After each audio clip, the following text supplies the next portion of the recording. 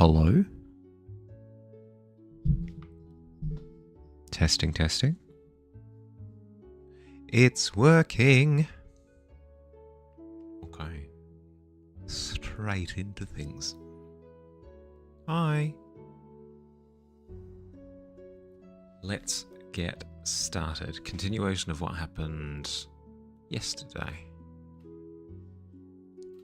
I've had a think about it, and the thing that's putting me off is a factor of 2.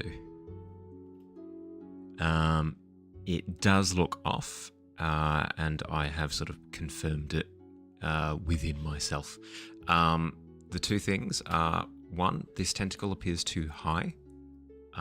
It feels as though all 3 tentacles are kind of in alignment, which, I don't know, the part of the joy of working with like an octopus creature is that it's wild and manic, and having all 3 tentacles in alignment doesn't lend itself to that at all. So I'm going to try to have this one dip down substantially lower, in the hopes of capturing that vibe.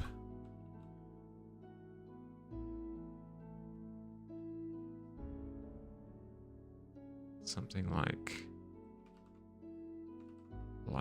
that.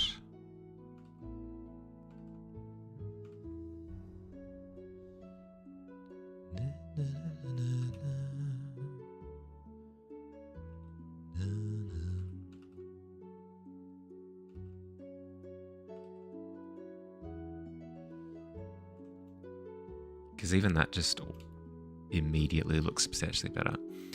The second thing is the head looks like it's very easily poking over the side of the sea fort, which is fine, but not exactly what I'm after. I want it to feel like it's dragging itself from the depths, and to get that look, I need to kind of angle everything down.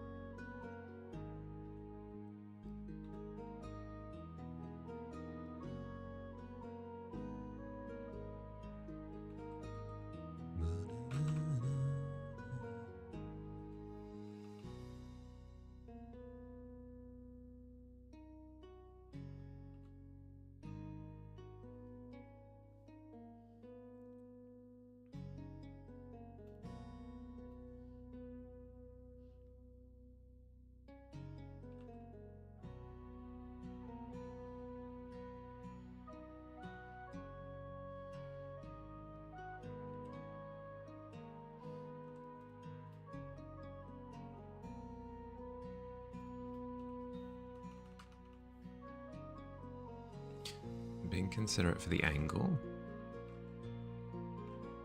Also trying to be considerate for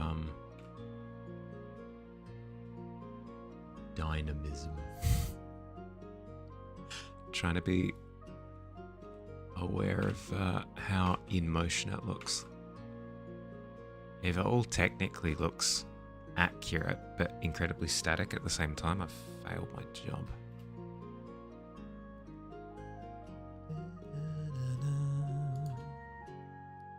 Okay. That's another thing. The eye tends to be more central to the body. Let's try and do that now.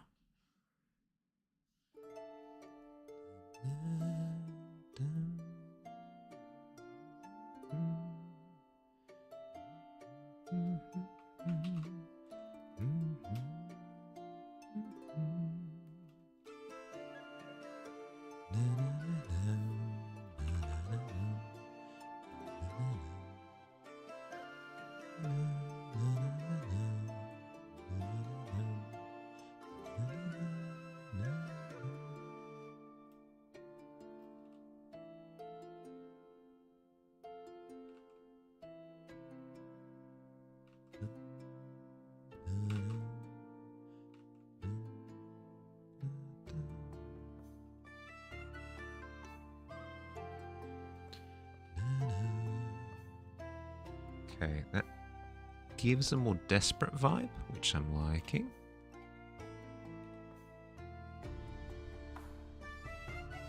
I almost want to put something here to establish distance a little bit more. A couple of things that have jumped out at me have been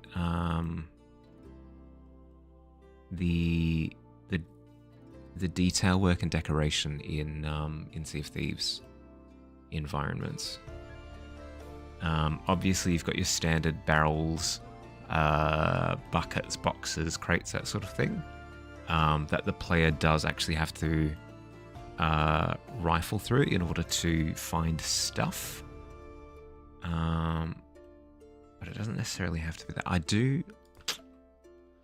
Let's try adding in a barrel and see what happens.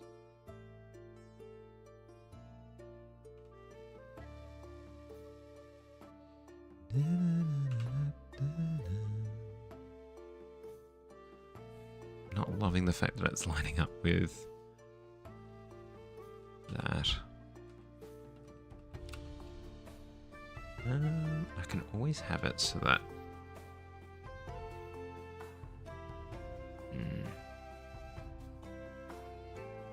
I could use this as an opportunity to practice filling a scene a little bit better. For example, I could have things like loose rope hanging off different elements, perhaps like coils of rope in other areas, things hanging off the side. I have opportunities.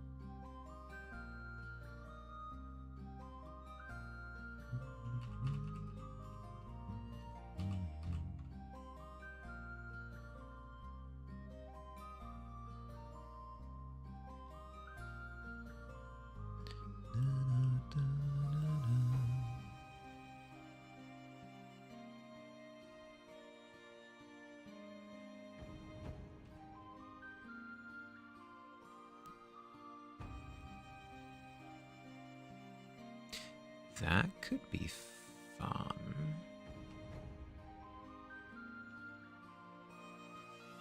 I could have this be a walkway, have a ladder coming up to here, and then have the tentacle wrapped. Oh, that'd be cool. Let's try that.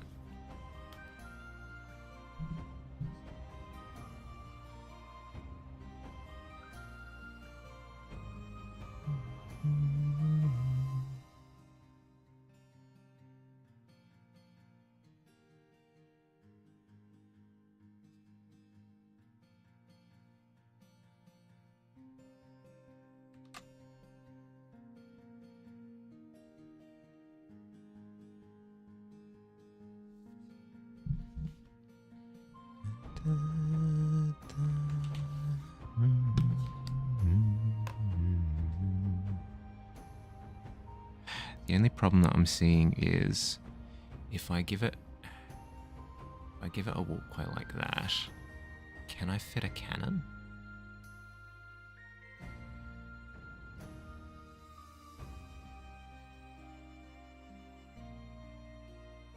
Answer probably yes.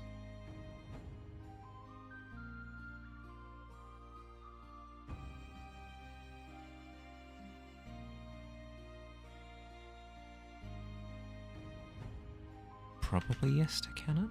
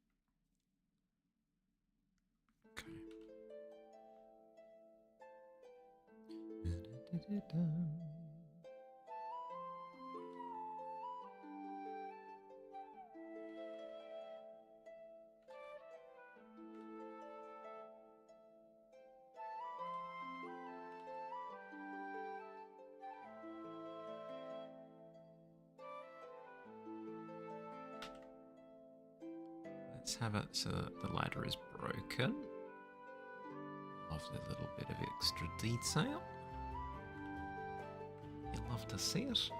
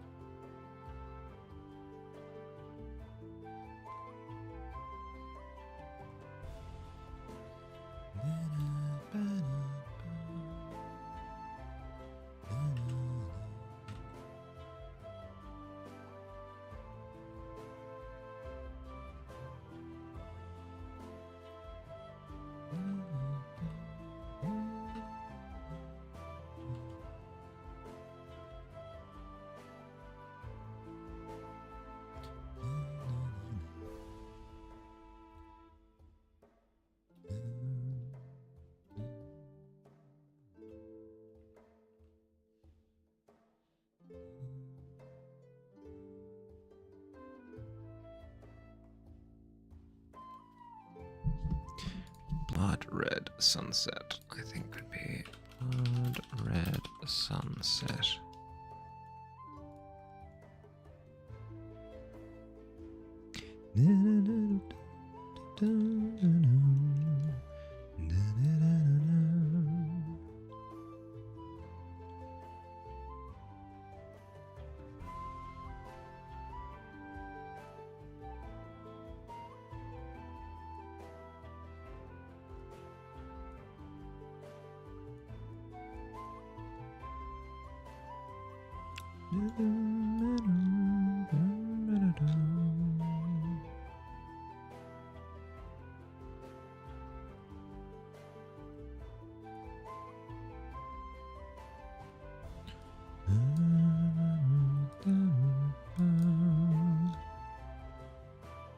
Okay, seems like, yeah, okay, that could work. kind of look could work.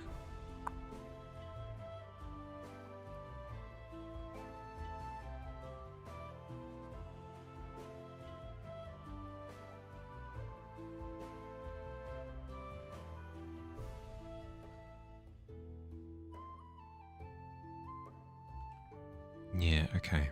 So I'll have the sun will be behind this tentacle with a bright shining edge going through like that, and then casting everything in a backlight. And then I could have secondary sources of light all through the fortress would be fine. Would scratch the itch. And then we just do low lighting where like details appear in grey. Yeah, okay, yep, easy done.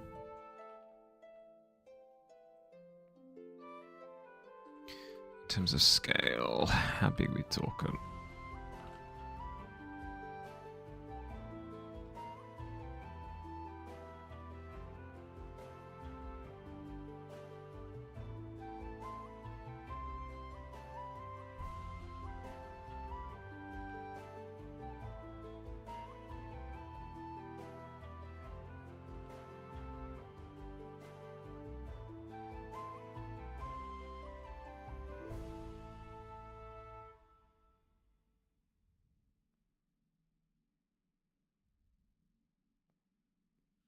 Something like that.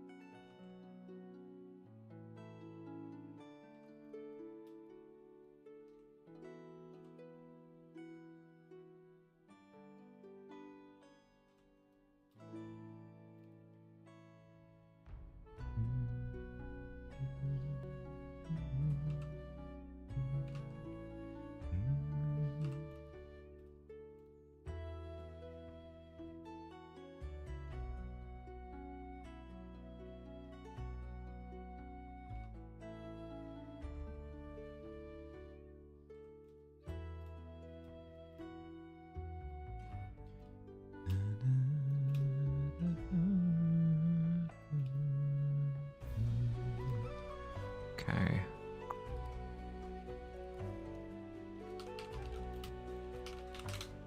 What else do I need?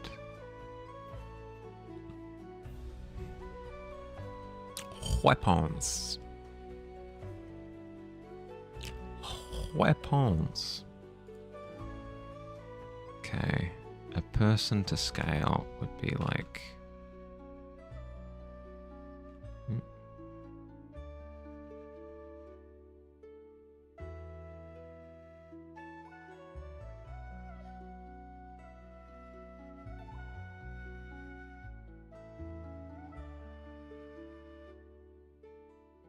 would be that large, I imagine.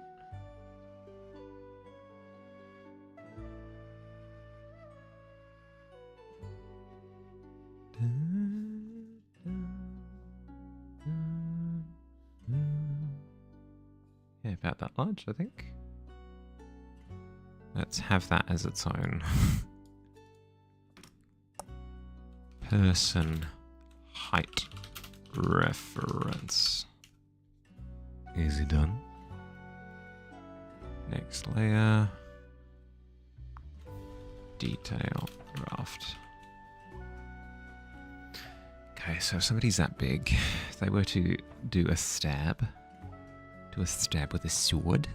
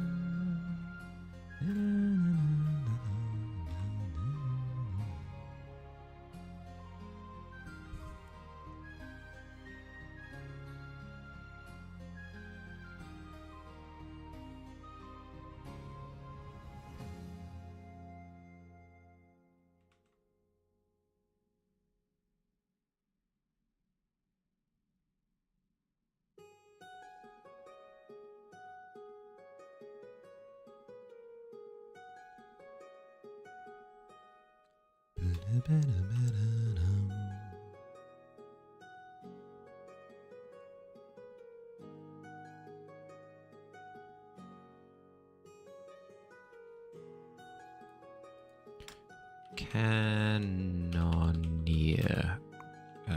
squad. Probably a squad. Probably referred to as a squad.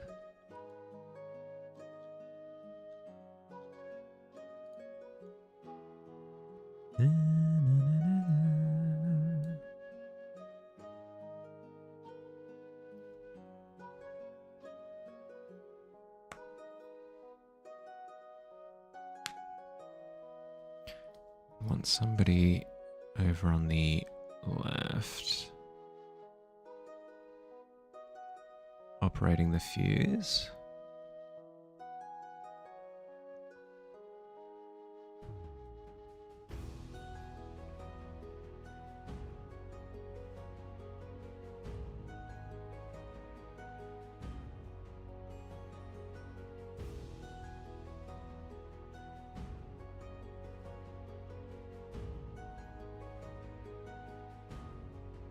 It basically called you a nerd. Well, I hate to break it to you, bud. It might be onto something.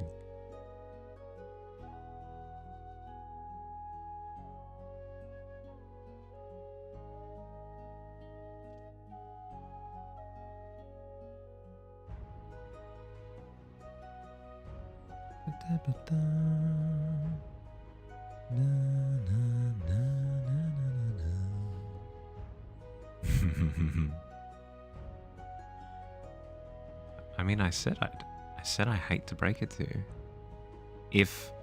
If I feel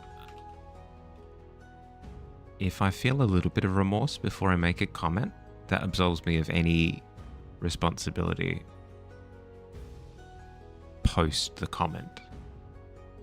I can just say, well, I said that I was going to be sorry for it. It works with crimes as well, I tend to find. Yeah. It tends to work with crimes. You go, oh, this is going to be pretty bad when I rob this bank. Sorry. And they go, well, I sensed your remorse on the footage before you did all those hostages. Before you did all that hostaging. So, therefore, probably fine.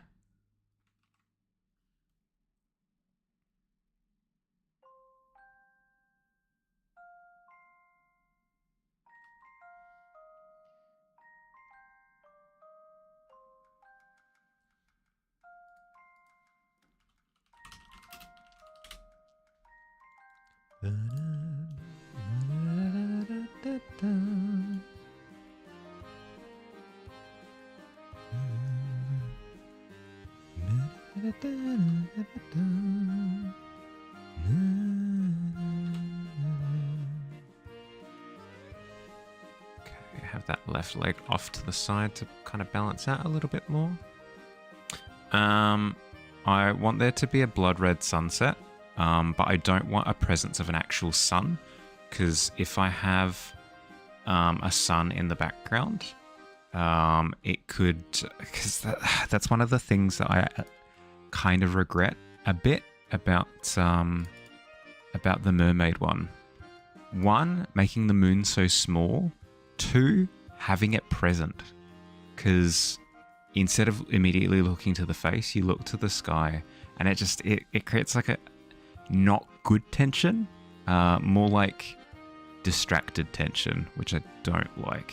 I feel as though it would have been better if I had the moon as a larger presence, completely obscured, and then like really bright through the clouds, but you can't see it directly. That was the plan. Is I'm gonna have the moon. I'm gonna have the sun behind this tentacle here, and doing the thing where you can kind of maybe see an edge of it, and it bleeds through really, really, really dramatically. Then I'm gonna have a bunch of like implied torchlight coming from different areas of the fort as like secondary lighting, so I can do some fun illumination things without having to necessarily have a secondary source of light present in there. Squishy light, yeah, yep. Hi, Katie. You'll distract me. Excellent. That's what I need. Okay, let's hide the height reference dude now. Yeah, Billy's heading back into the pit. It's important. It's important work.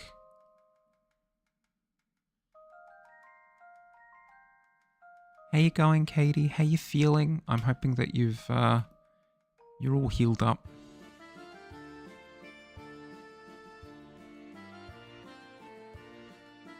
I almost want to have somebody precariously teetering on the edge here.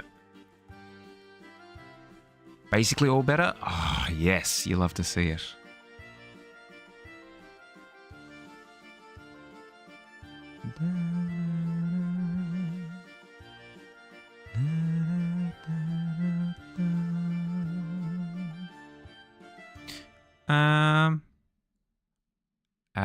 This piece is about me and my pet dog. Spot. I'm here. That's me. And I'm taking Spot for a walk, as you can see. But Spot has gotten a little bit distracted by some of the goings on at the local park. So this is me attempting to sort of wrangle Spot to get him to behave. You know, bit of a funny one, a bit of a funny piece. Very much so a ha-ha piece, I think. No, not at all. This one is it's the monthly prompt. So the prompt for this month is Kai June, because of course it is. Of course it is. No, there's no probably about it. I'm definitely not making the due date for it, because that's in what, like 2 weeks? This is going to take me longer than 2 weeks. But I always give the clarification that these things don't necessarily need to be within the time frame. And for once, I'll be the one who has to kind of excuse myself for not meeting it. Yeah, coochie coo Spot, tickle tickle tickle. That's what I'm saying. I try to stick to dates because one, it's nice to be punctual, I guess, but more importantly, two, if I don't, my pieces can kind of go for infinite time. Which is not as good to kind of have it open indefinitely, but I feel like in this case I can kind of forgive myself a little bit.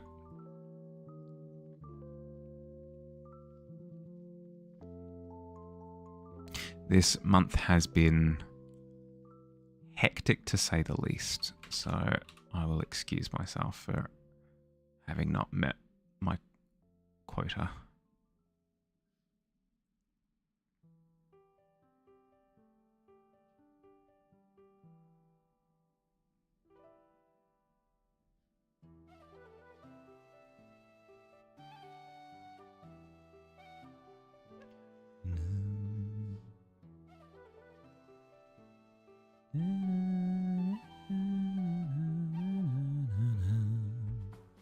Really want it to feel like this thing has just bang crashed into the side of this sea fort, and everybody's having a terrible time. Everybody's having a terrible time.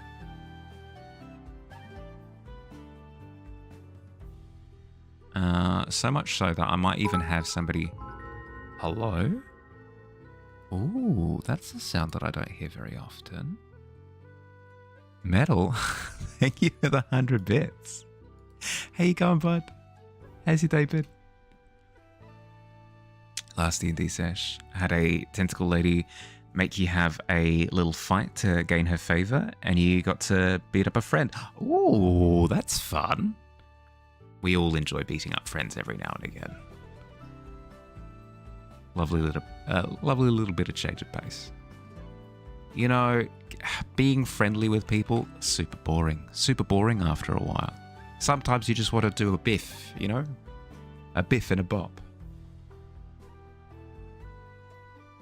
Your fingers are mad, but you're ready to kick it?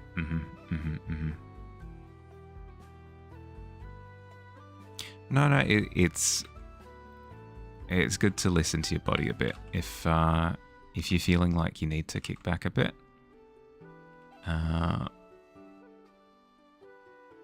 Rest is also important. I've painfully grown to appreciate. Okay, so we want somebody sort of falling off backwards off the back of the fort here. Do some lovely perspective stuff with that. Maybe have like a leg kicking out, trying to like counterbalance, but doing a terrible job of it because they're falling, obviously. It'll do some fun perspective things. Like, it'll do some fun depth things with the frame to have somebody kind of falling back towards the viewer. We've got all the sort of weaponry and stuff plowed into the side of the tentacle there. I'm going to do more with the tentacle here. I want to maybe imply some larger damage from, I don't know, these are kaiju we're talking about, right? They probably do fights with each other, big fights. Big fights calls for big damage, so maybe some big damage on the body, maybe like a scar or a claw mark or something across the body here could be quite nice. Just to kind of break up the big wall of samey texture as well would be a good change of pace. It'd also do a good job of communicating the form. Sorry, words. Did need to beat Lolth out of him in the past, so it was a nice cathartic exercise this time.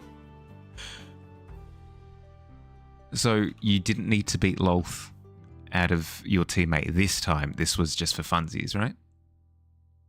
No kaiju is pristine. That's my thought.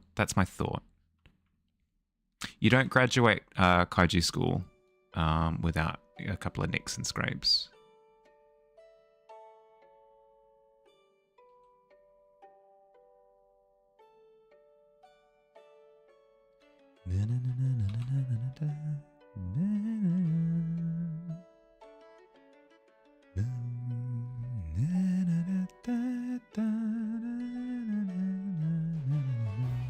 These scars obviously won't be this vivid. It's just because I'm penciling them in at the moment. I should be using like a more slight grey in order to do so, but it's fine. It's kind of like having terrible handwriting. Looking through your notes, you're going, that's awful, but I can understand what I mean.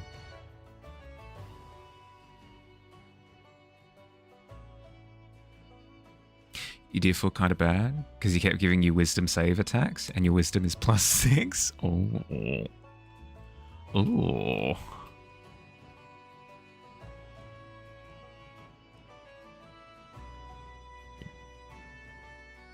Does a 35 pass your save? Pass your check? It does. Oh, well, sorry. Sorry.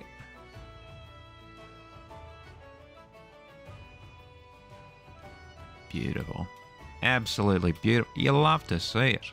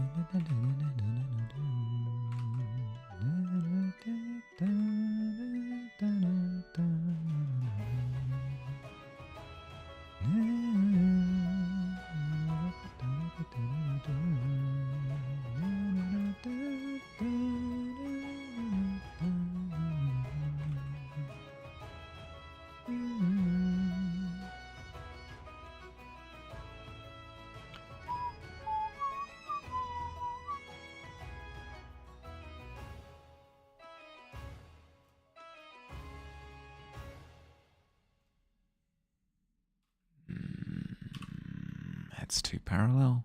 It's too parallel. I want chaos. Chaos does not come with parallel lines. It comes with fancy Dutch angles. I mean, I say that, but I kind of have done a Dutch angle with this one. It's fine. It's putting them off kilter. I think it's fine to have a Dutch angle in this case.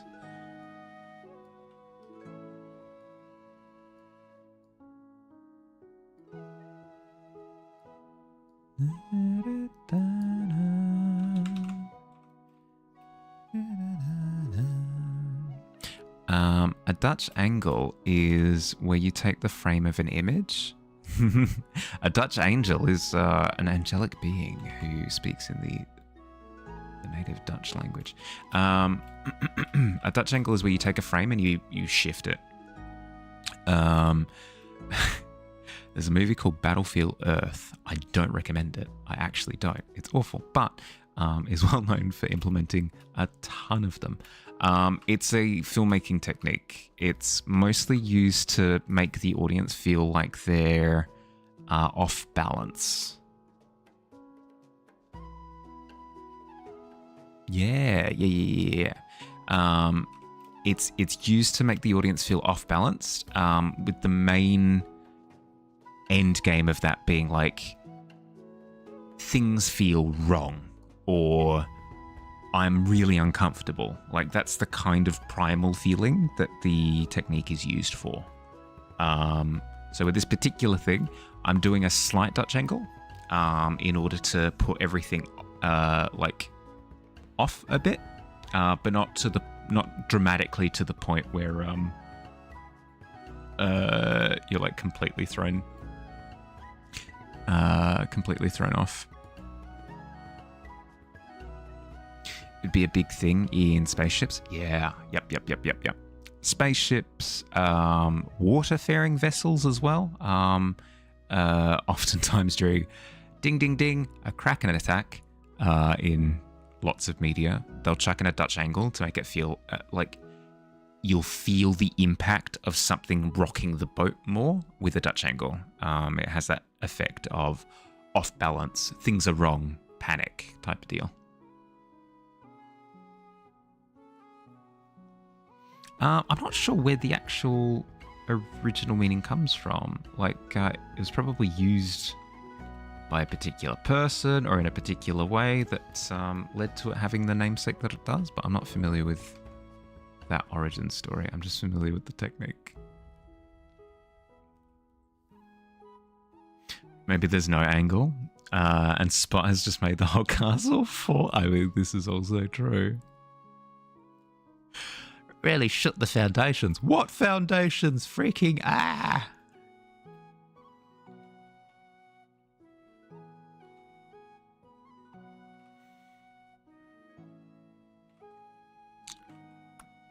Do I chuck something under there? I think just strengthening that line a little bit does the job. What else can I add? Let's see, I'm doing detail work now, so that would include things like section caps.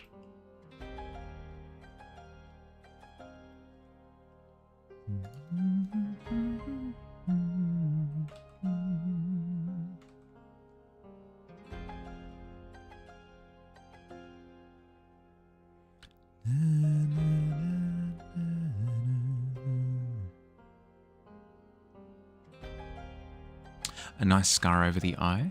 I'll think about it. If I were to do something like that, I think I would do that as part of the rendering process if I feel like the eye needs it.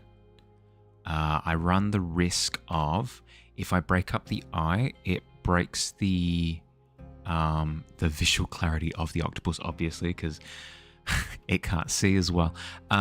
It breaks up the clarity of like the build around point. So I'm building the entire scene around this eye.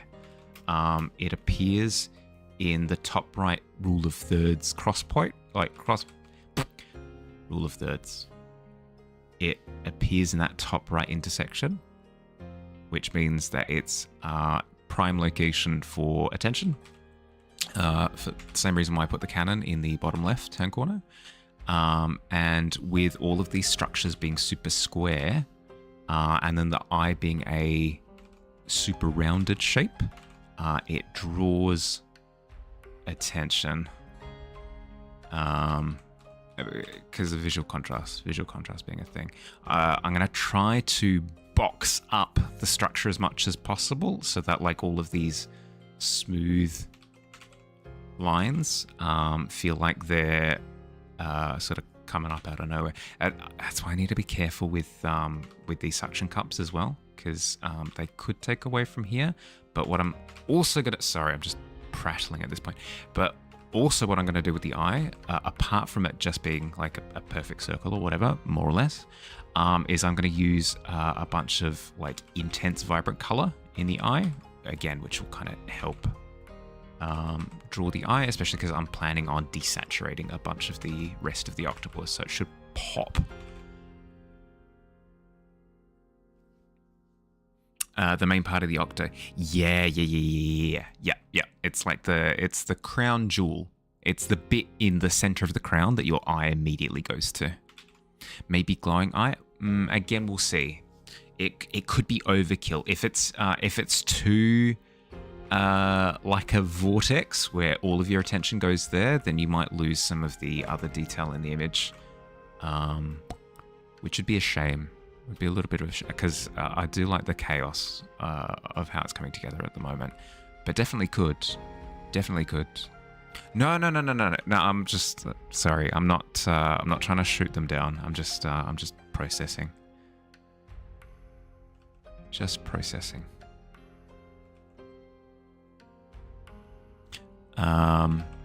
Absolutely could though. The degree of glow will be the thing. There will always be a subtle glow. Like I'll definitely have the color from the eye influencing local areas. Like I'll have a little bit of the color on the little vent there. I'll have it sort of reflecting off of the goo around the eye socket and stuff. No, you're good. If anything, I encourage comments because it helps me think.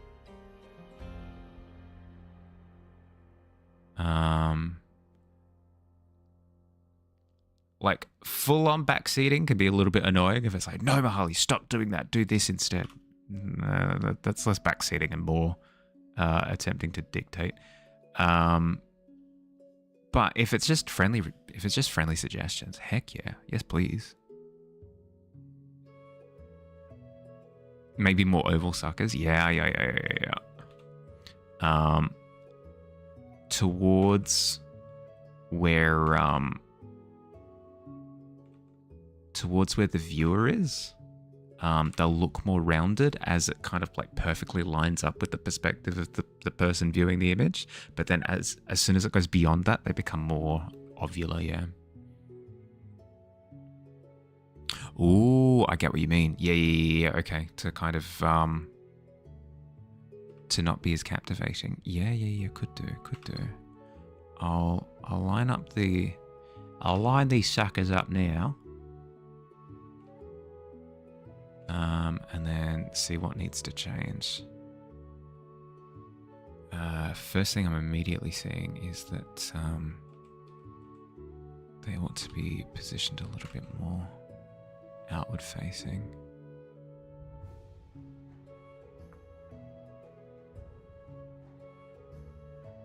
God. That's on another layer.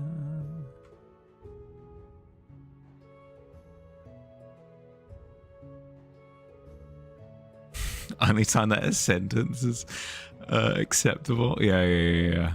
I'm using very technical terminology here. Light it up the suckers, you know?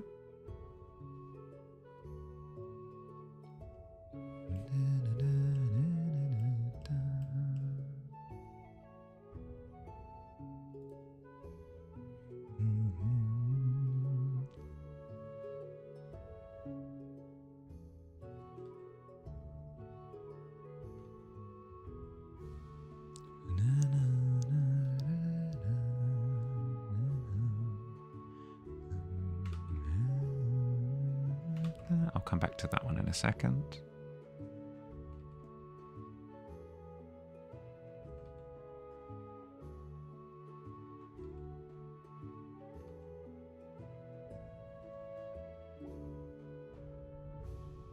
I need them to kind of be facing out that way a little bit more, is what I'm noticing.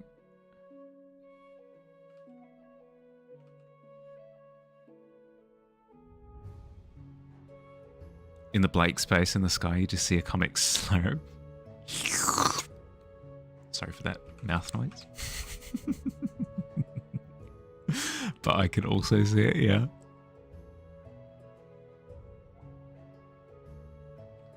Now that's in my head.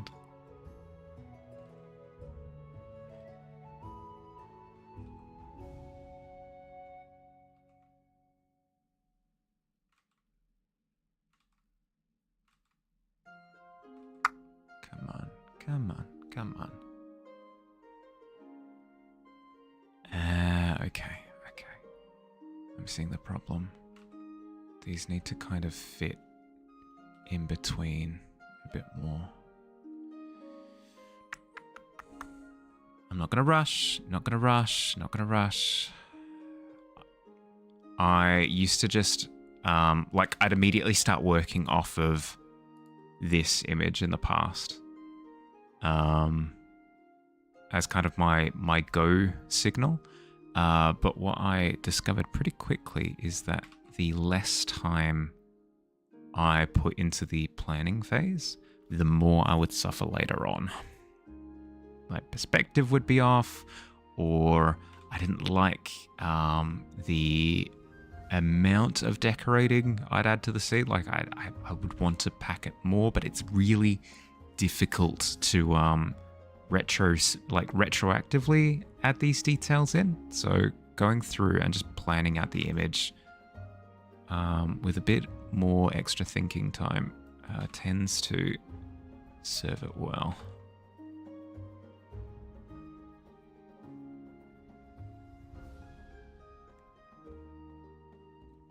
How's it been an hour? How has it been an hour? I haven't done anything yet. The planning phase is just as fun to... Oh, thank you. No, that does help. Thank you. Reassures me that it's not it's not terrible viewing.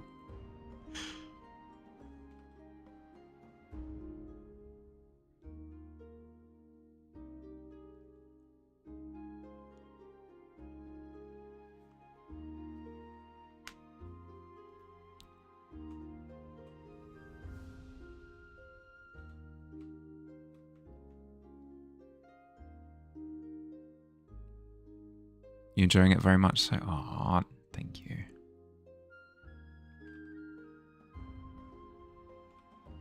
Thank you.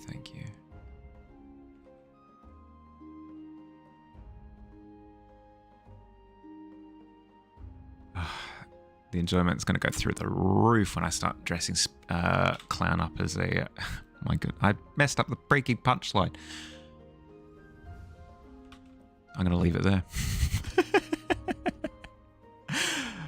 It's going to get even more entertaining when I start dressing Spot up like a clown. It's going to be so good. Oh, can you imagine the teeny tiny little circus wig? Teeny tiny.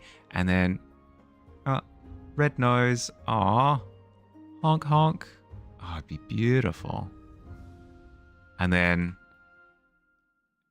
to respect his namesake, put little multicolored spots all over the place. Consider teaching, if I don't already. The way I explain things is great. Oh my! Yeah, maybe. Maybe eventually. I still feel like there's so much for me to learn though, to where it would feel weird trying to teach other people. Mr. Bahali, how do you do this? I don't know. I haven't gotten to that bit yet.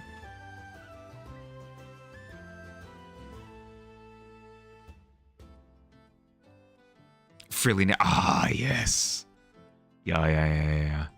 I like the idea of them trying to cover it in face paint, and running out of face paint immediately after like a spot the size,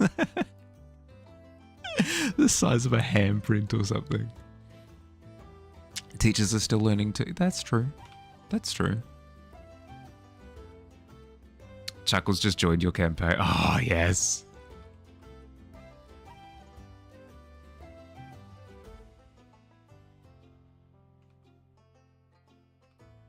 I do like that idea, actually. Adventuring party. I'd like you to meet. like to introduce to you your new team member. NPC is joining your party. It's Spot the Clown. Hooray! Spot the Clown. Ooh, Spot the Clown. Where's Spot the Clown? Boom, boom, boom, boom, boom, crash, bang, blah, blah, blah, blah, blah, blah. As Spot just like writhes his way through to the local tavern.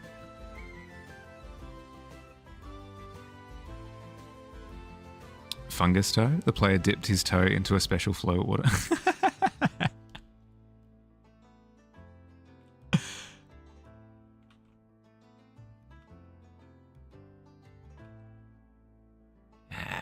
Breaking heads. Brick you.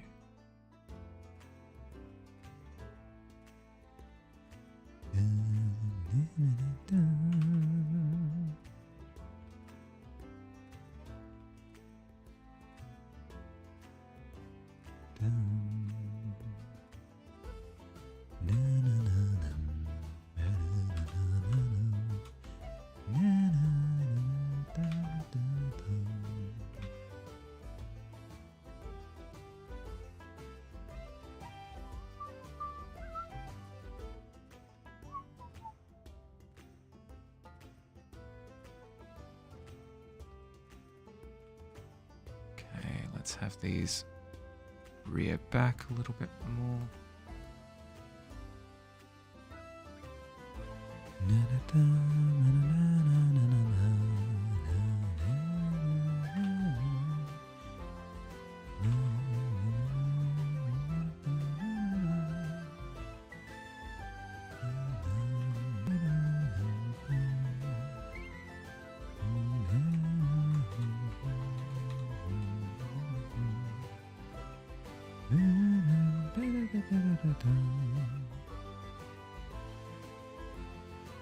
Welcome back.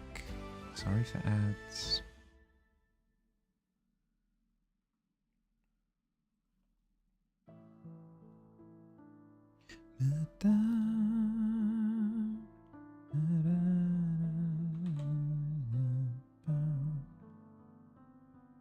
Welcome, welcome.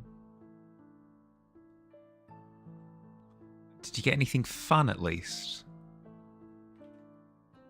Or was it the same old, same old? Yeah, sure. No worries whatsoever. I'll be here.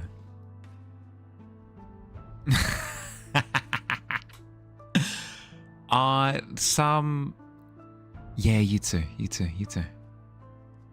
Some pieces of some pieces of technology, you can see the application. You're like, yeah, okay, I can see how I'd use that in my daily life. AR glasses are just a luxury at that point, surely.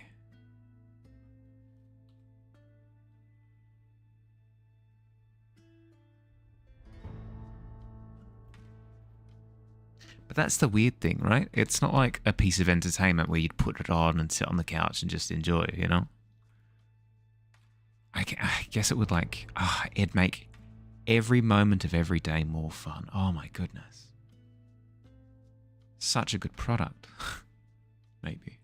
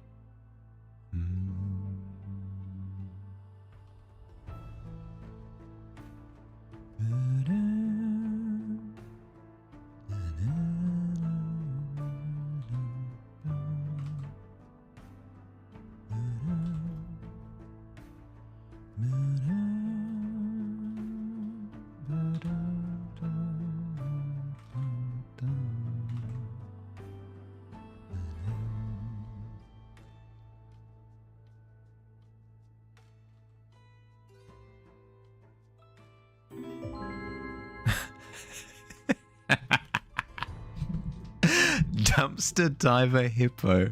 Welcome, welcome. How you going? An amazing name. An amazing name. How you going?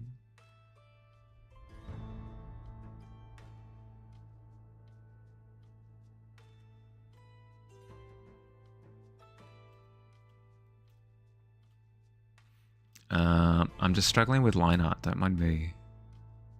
Just relaxing. Oh, good to hear. Good to hear. I'm in Struggle Town. I struggle the most with line art. It's the bit that I enjoyed the least. When I found out that I could be an artist and not have to do much line art at all, my heart rejoiced. But then I came to terms with the fact that I still need it as part of the drafting process. So boo-hoo for me, but it's fine. It's fine. It's a reality that I have to live with. Is that the right layer? Yeah. Trying to do digital art, but your little traditional artist brain can't comprehend layers. Yeah. It took me a very long time and a lot of berating from a bunch of other artist friends of mine. Because, yeah, like I used to do all of my big pieces on a single layer or a couple. But I have come to respect the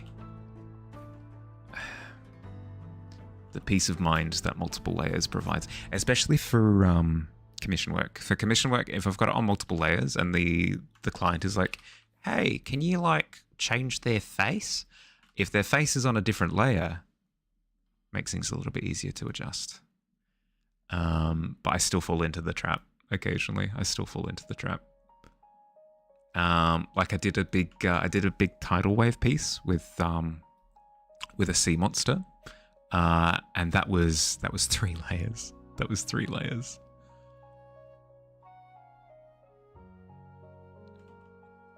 Regrets. I have a few.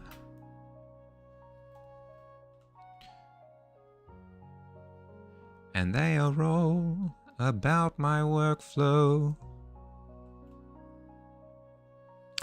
I'd say no, but it's a running theme at this point. I think it must be subconscious. I don't intentionally go out thinking like, I'm gonna do a sea monster, but I just end up drawing sea monsters. I've done not sea monsters as well in my defense. Like, this isn't a sea monster. This is just a regular monster type. Like a dragon thing. Earth dragon or something. So I've done non-sea monsters, I promise. Hand on heart. Other side. This side, hand on heart. I promise. I don't always draw sea monsters. It's just maybe I have an affinity for them. I haven't thought about it much. Ooh, that is a good point actually. Show me your feet, Dragonkin, if that's even your real name.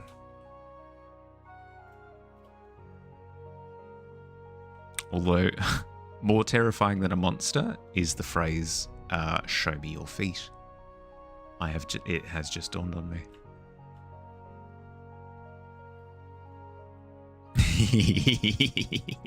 Ah, frick. It's like those trivia game shows where they catch you on a technicality, like what's the most explosive fruit in the planet? And it's like, whoa, I don't know, apple probably, because it's got a lot of potential energy. They go, it's tomato actually. Remember, tomatoes are fruit. Got 'em. Gotten by the technicality once again. Identify this creature for $1 million. That's easy. That's a dragon. Incorrect. It is a sea drake. Can't you see? Its tail is dipped in that puddle over there, and that puddle technically connects to the ocean via a tiny trickle.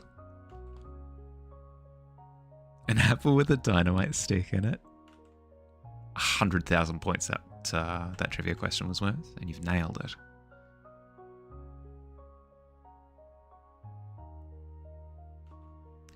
Hop. Hop. Why can't I get the perspective on that one sucker? What do I want to do with it? I want to give it a similar perspective to the sucker above it. So how do I do that? I have it slim towards the top and skew the bottom a little bit more. Let's do that. But yeah, traditional art. What mediums have you worked with?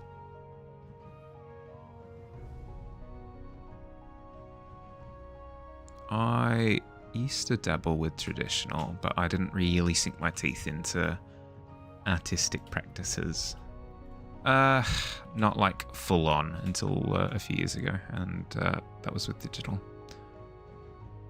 I do want to go back to traditional at some point. But the question is always when and how. Oh, okay, so we've unlocked that core piece of info. So in theory, we should be able to do something similar with this sucker here. Slim the top, skew the bottom. Yeah, there we go. There we go. And then we can continue that even further with this one up here. Wrong layer, Kronk. You just use a pencil and paper and draw dinosaur? I just draw dinosaurs. That's much of a justness. Dinosaurs are possibly the coolest thing ever, behind maybe dragons. But dragons are basically dinosaurs, so.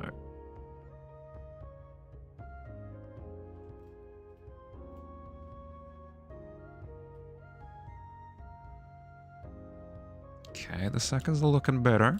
They're looking better. I think we continue that look by extending this sucker downwards like that. Yeah.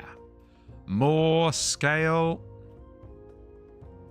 You draw Pokemon sometimes? Oh, me too. Not as often as maybe I should, but...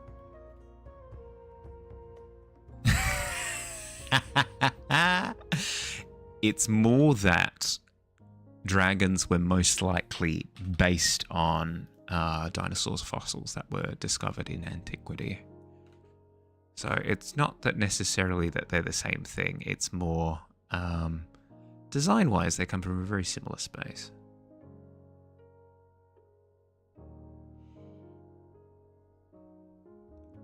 Their strings of fate are intertwined.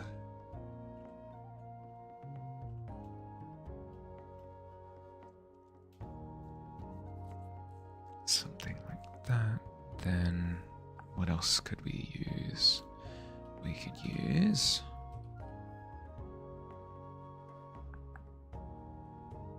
maybe a barrel. That's right, that's the floor there. What layer? Yes, I'm on the right one. There we go. Oops. Oops.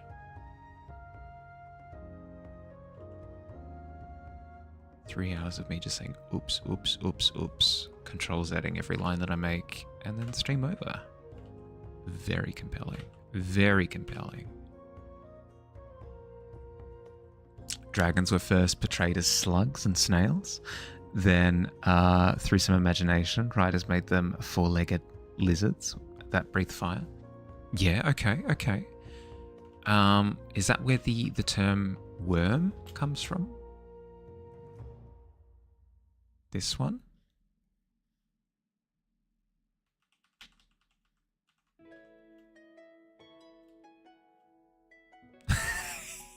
Fair.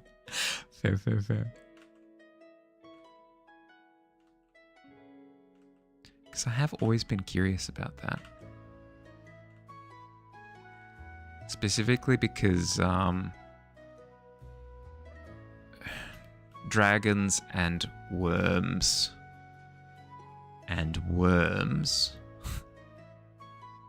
all three appear in the lore for a game called Destiny, and I've always been fascinated with their potential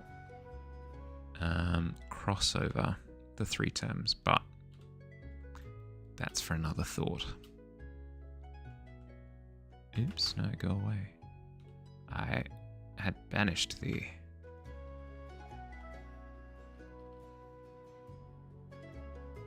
You can tell me what the ugliest dinosaur. I'll be the judge of that. Tell me, what is the ugliest dinosaur so that I may feast my eyes upon it?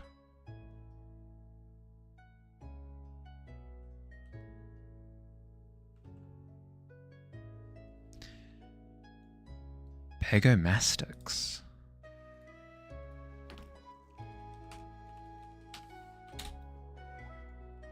Oh.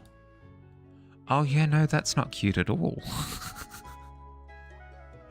Ugh.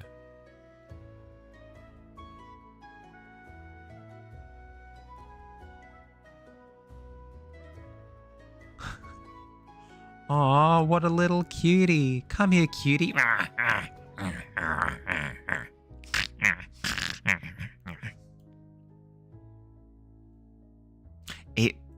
It feels as though the designer was given carte blanche to just do whatever. You know when you're coming up with like superpowers as a kid, you're sort of arguing with your friends like, yeah. So I'd have flight, obviously, and then I can't just have flight, so I'm gonna have super strength. But then let's make it so that I have like illusion powers as well, and also the ability to like turn my fingers into vegetables, and then let's also add super speed, and that you just like keep adding and adding and adding. Like feature creep is the term. It feels as though that dinosaur was feature creeped. It's like, okay, let's start with a generic dinosaur shape. Oh, that's good. Okay, let's make it good at running, obviously, because dinosaurs. Let's give it the face of like a bat, because that's very scary, but like kind of out there at the same time. But not just a bat, maybe like also monkey features, you know, just to kind of keep things fresh, have it sort of occupy its own spot. And then porcupine quills, why not? It feels like they just kept adding and adding. You talk about having powers to control dark matter and create... Well, yeah, but I guess that's... Thinking up powers that would trump all other powers is like the best bit.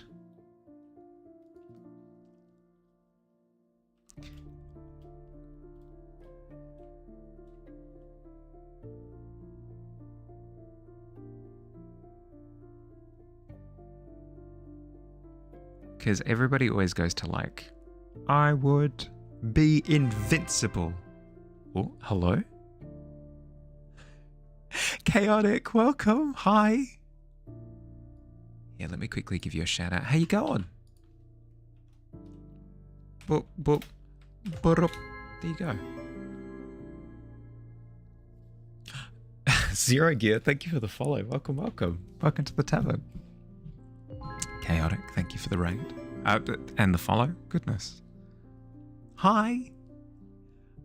Ram, hi, how you going? Hello there. Oh, wait, no, even better of a greet. Hello there. Yeah, I'm doing well. Well rested for once. Your friends were mad. You have super strength. Boom, your legs and arms are spaghettified. But I've got super strength. Yeah, well, what super strength in the face of a singularity? No, that's more than fair. But yeah, what you're up to? You were streaming art. Nice. Do you have anything that you'd like to share, Chaotic?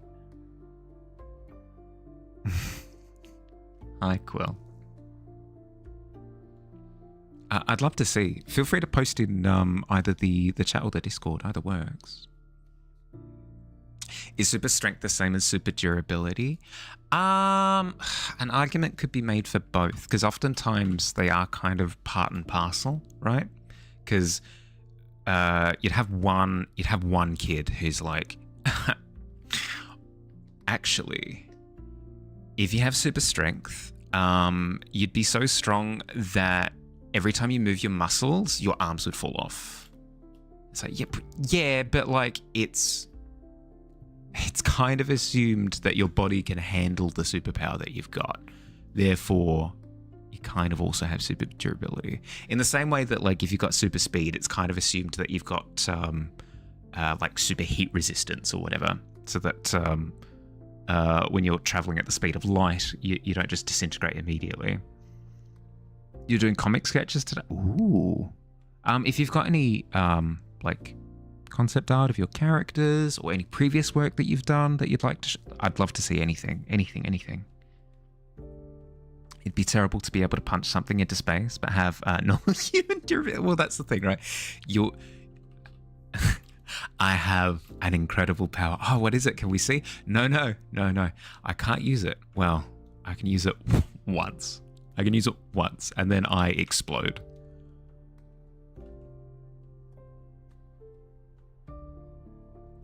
No rush. Chaotic.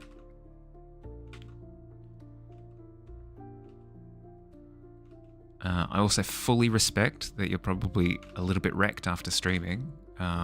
So if you've got any commitments that you got to get to, or if you just want to chill, by all means, no wazzers. Oh, you have super speed? What if I make a portal under your legs, and since you aren't looking down and up at the same time, and you teleport into but here's the thing. If they have super speed, do they have super reaction time? Do they have super comprehension? Do they have super processing speed? That's the thing. That's kind of like it's kind of like the super durability question.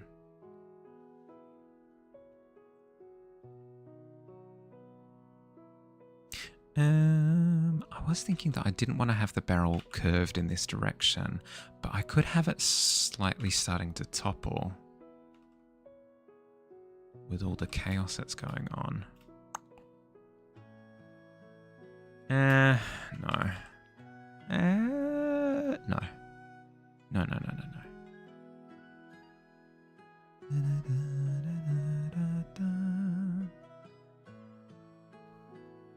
But you make it 500 portals around. Oh, well,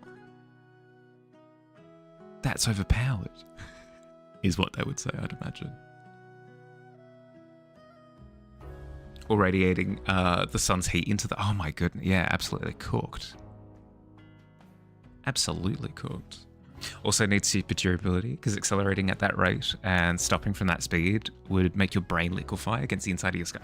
Well, not even to mention your legs would become dust instantaneously.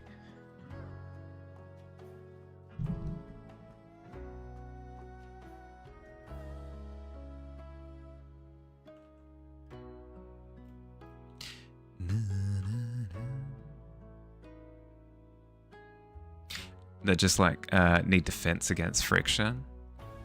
Well, no, not even that. Like the effort of moving their body that quickly would just disintegrate their muscles. Moving at superhuman speeds is not done for a reason.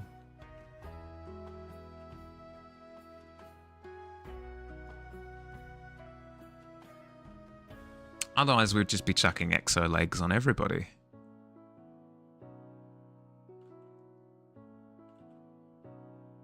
I think that's the only thing stopping us.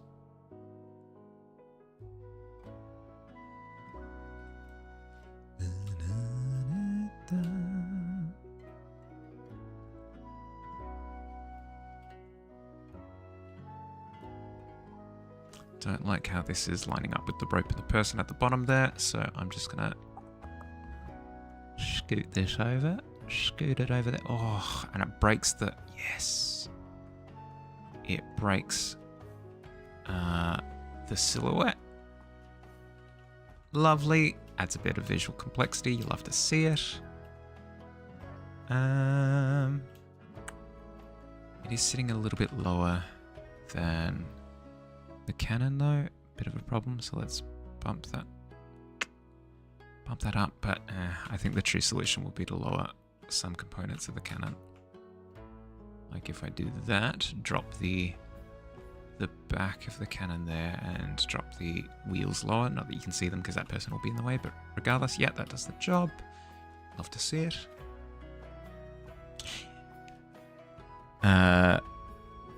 You make 500 portals around me, all leading to black holes. Again, spaghettify.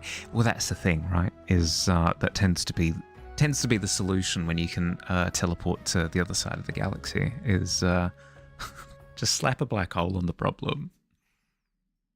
Technically, humans do have super strength. It's just our brains limit our ability to fully utilize our muscle capacity. Because if our muscles worked at full capacity, they'd be tearing our own tendons and skeletal structure apart. That's the thing, right? We've got like limit breakers in our brain during times of incredible stress and adrenaline. But yes, those things are in place for a reason.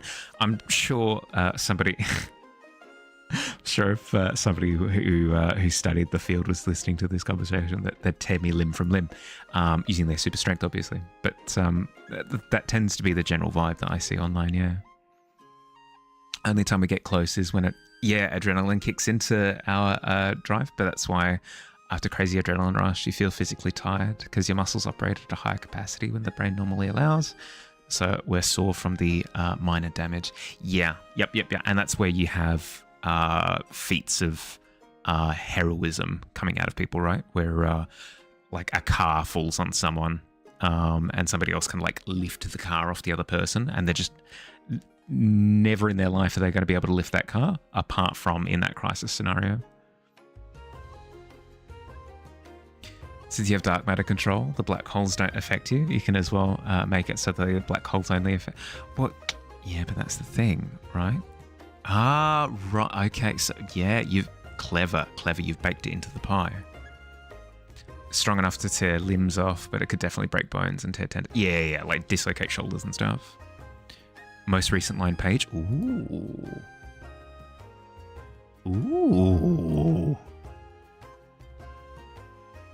Ugh. What do you mean you can do line work? Why can't I have your skills at doing lines? These are fun. Little vignettes. Little scenarios. This is fun. This is great. I don't do creature likenesses much.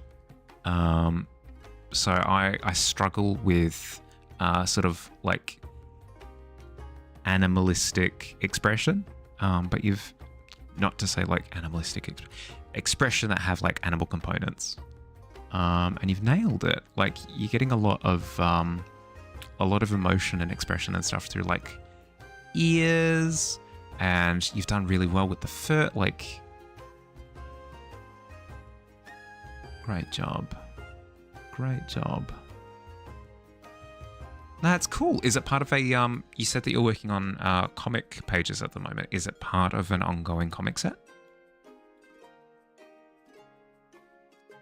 It's been an uphill battle over the years. Yeah, it's tough. It's like, it's the thing that I struggle with the most. As a former medic in the army, you've seen what adrenaline can do to the human body firsthand. Yeah, yep. Your OP, none of you, never in question. Let's just snooze the ads for a second, just for a little bit. Be a little bit rude to hit you with the auto ads immediately.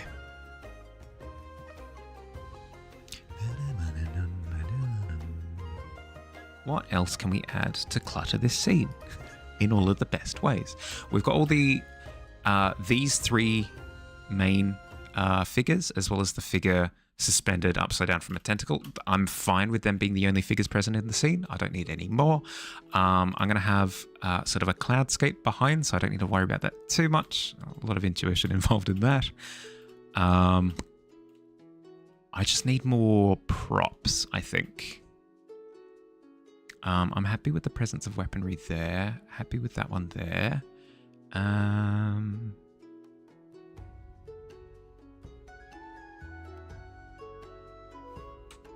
I need more little things like the coil of rope. It's a reimagined comic from your high school years. It's not officially uploaded anywhere yet, but the old version is. So it's a HD remake, sort of. But you said reimagining. Okay. Yeah, cool. I should do that more often. I should revisit older work. It would be quite fun, I think.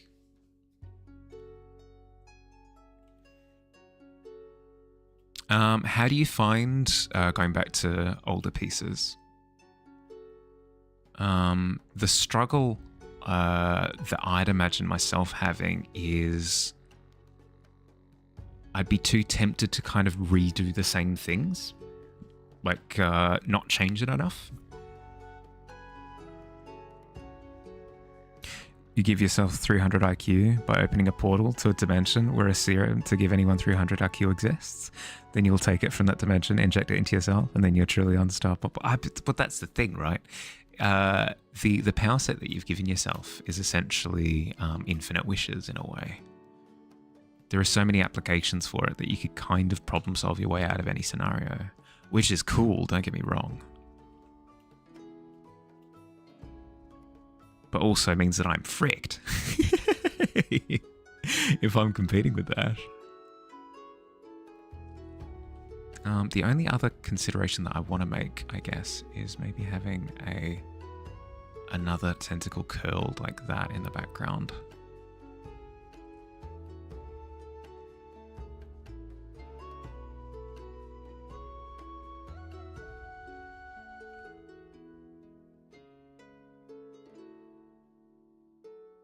Something like that. Yeah, it fits the frame quite nicely.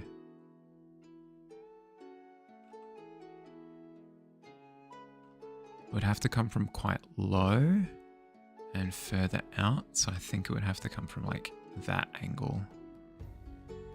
Because the octopus is lopsided towards the ocean. What you struggle with the most in traditional art is goddamn color. No, I'm gonna brag for a second. That's the bit that I love the most. That's the bit that I love the most. Is rendering. It's my favorite. But I'm gonna have to hold off for as long as I feasibly can from just jumping in and rendering this, because half of my struggles come from starting render too early and then being stuck with a whole bunch of decisions in the drafting process that should have been drafted out first. Have to accept you'll always do it better, so just move forward. Wanted to redo the comic because it was coming up with because you were coming up with too much and the story felt apart, and you took some time to develop your skills and make it a real story. Yeah, okay. So getting back into it, you felt as though you could do the idea a little bit more justice. Yeah, that's cool. Well, that's why I think the images that I would want to revisit the most are the most distant ones. The ones that I've spent the furthest amount of time away from. Biggest struggle with art is just learning how to not do the chicken scratching thing, where instead of drawing one big line, you draw 50 small lines for that big line. Yeah, but it depends. Some people absolutely thrive with that style. I think that's fine.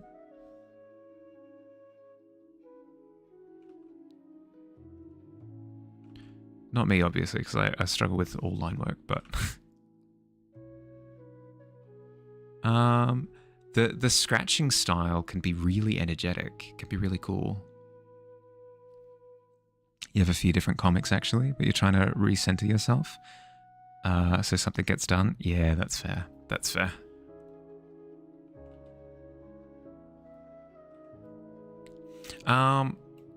Do you post your work in progresses and stuff?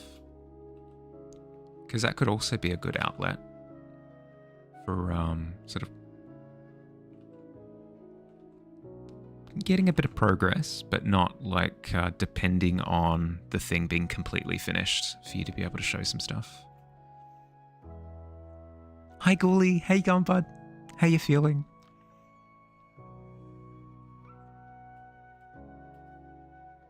The chicken scratch only works when you draw small sketches and stuff to get references for the full image. Yeah, that's fair. That's fair. Ooh, ants playing. Sorry.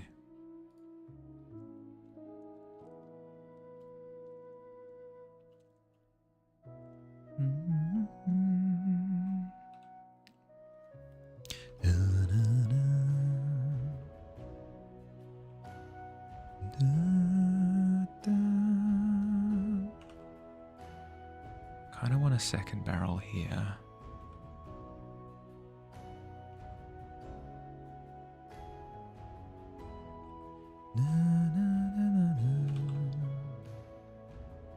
Ooh, you know what would be better? A little gunpowder barrel. A wee gunpowder barrel. Right onto floor, right here.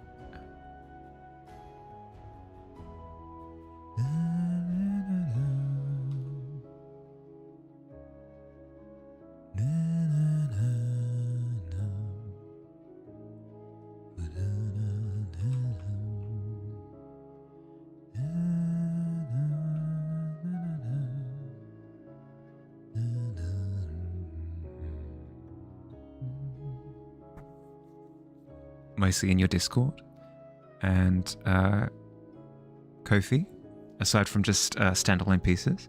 You wanted to have a schedule with a decent buffer before committing to uploading them normally again. Yeah, that's probably the wiser approach. You don't want to use my method of just going silent for a couple of months and just dropping something? Ugh. It's really worth it, I promise. That's a lie. Don't do that. Do not do that. For someone to explain to you why layers are important, because you just don't see the point, unfortunately. Yeah, okay, so I'll explain it with this one. With layers, you've got a few applications. One is that you can separate tone, so I can I can put in a background wash and then change said background wash however I like, whenever I like, without it affecting the draft. Then I can put in a draft layer that accounts for all of the broad strokes for an image. Then on top of that, I can add a detail draft where I go through and add all of the extra elements. But if I don't like particular extra elements, I can always scrub them and generate a second detail draft and go through and add like details again, but in a completely different way. And almost like if you've used baking paper before for the drafting process, being able to slide different variations in front of your drawing to choose which you like better is really, really helpful. Then on to like the actual final render for it, having your piece broken down into layers can help with the cleanness of it. So usually when I'm doing a piece, I break it down into layers in my brain anyway. So I'll have a sky layer where I go through and I paint the sky. The next layer might be background elements. Next layer beyond that might be middle ground elements. And then layer beyond that might be foreground elements. Being able to slide those in and out to see how it affects the image or potentially change them drastically without affecting anything else is really, really helpful. Doing really well. Doing well. How about you? Yeah, I'm good. Things have been hectic for the past week and a half, 2 weeks. Had a few health scares with like family members and stuff, so things have been super full on. But we've cleared the horizon on that. So looking a lot better. Looking a lot better this week. You've done that with your whole art life, but now that you don't have a job, you can put your time and effort into pursuing art more, which you're excited to, even that you feel like you're somehow behind in what you want to do. Yeah, that was the thing. It feels like there's a ton of pressure to keep up with your peers who have been working on it for like your same journey, quote unquote, for ages, but the thing that you kind of have to eventually come to terms with, which took me freaking ages, and arguably I have yet to fully come to terms with it, is everybody's on their own path. You can kind of only compare yourself to yourself. You can look for pointers on other people's paths, but they've done completely different things to get to where they are. And just comparing yourself directly is demoralizing for no reason. You don't actually gain anything from comparing yourself to person A or person B and being like, I'm not person A or person B. It's like, no, you are person C and you're doing your own stuff, and you'll eventually be developing imagery and concepts that person A and person B would never be able to dream about. But that's further down your own path. So commit to your path, keep going, and you'll eventually get there.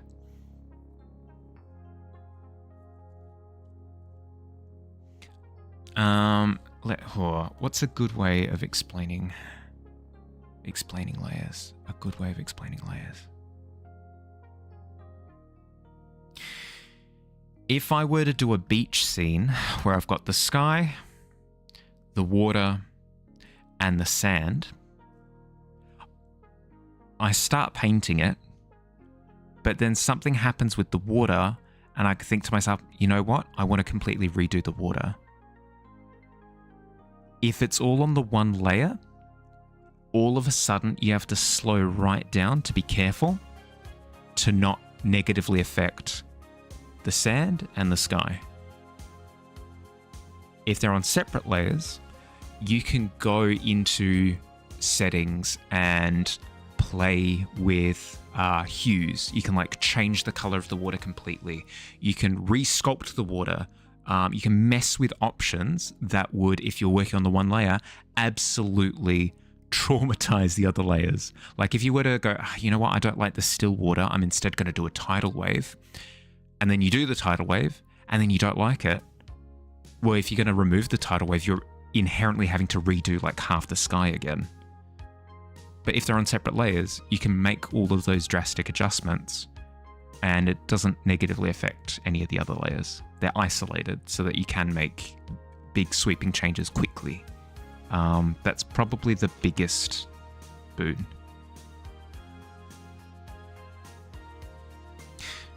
You want to do more emotes while doing more comics, while doing more general assets, which makes while making time for personal art and maybe art sometimes, and maybe games sometimes. Yeah, yep. You always have something to do rather than not having things. Yeah, that's the thing that I've been enjoying about streaming, has been, it feels like there's something that I can constantly, there's constantly something else that I could be working on. Like if I wasn't working on this, I could be doing more animations for Quill in the corner.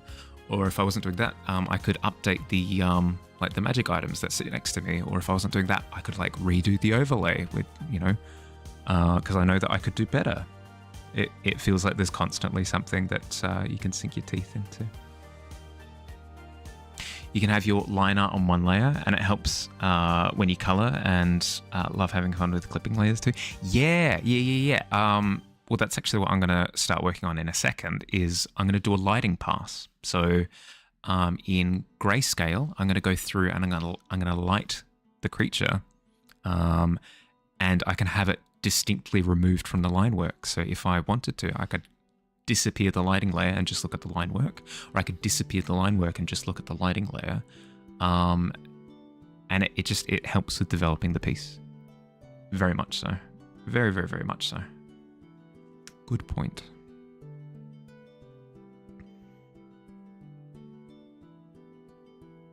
I could have bits of debris here. Probably a good call.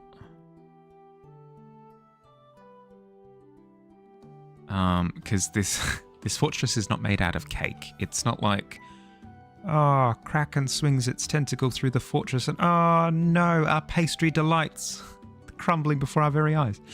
You're most likely going to have bits of rock and dust and wood, splinters all over the place. So let's start trying to add that a little bit. I like the idea of there being like barrel debris as well. So maybe one of the supporting bracket things that goes on the outside of the barrel that's been just like smushed, and then bits of splintered barrel propped open on an angle as well could be quite good. Just saw a Kraken piece. You're like, heck yeah. Yeah. Krakens are inherently pretty cool.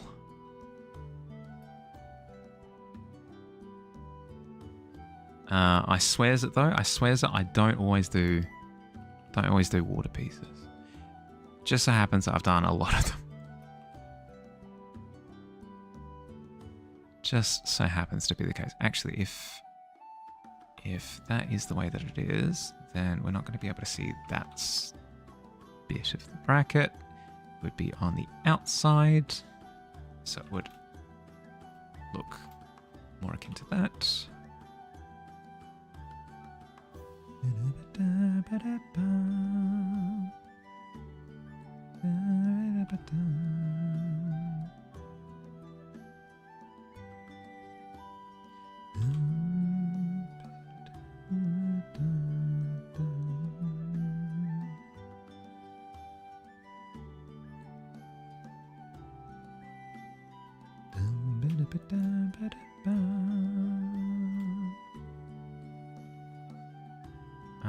And then you know what? Speaking of rope, could have another coil of rope that clearly sitting over the edge like that.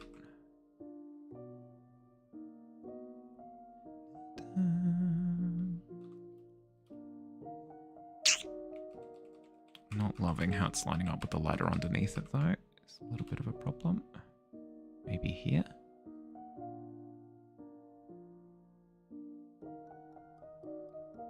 Octopuses, squids, and other similar things are like your biggest fear, but you love them. Yeah, that's the thing, right? Is for some reason, similarly, I've got a real fascination with anything that I'm terrified of. I've got arachnophobia, for example, and for whatever reason, I love the idea of depicting spiders. I don't know why. I think it's because it's so emotive for me. I know that it has like a visceral effect on me, so the thought of depicting something visceral is captivating.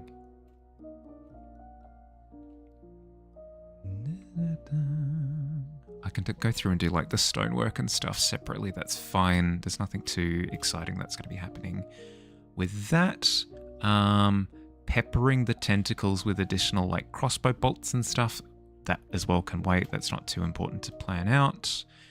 Am I happy with the amount of stuff? Am I happy with the amount of stuff? Is it populated enough? I think the answer is yes. There's going to be smoke from there. If I'm really missing elements, I could have like a piece of blurred debris in the foreground or something. But otherwise, I'm relatively happy with that. Cool. Let's move on to the next layer. Lighting. Pass. It's like Junji Ito. He has said how much scares him, and yet look at the stories he spins. Yeah. It can be a really good motivator. Like thought motivator is anything that's like absolutely terrifying.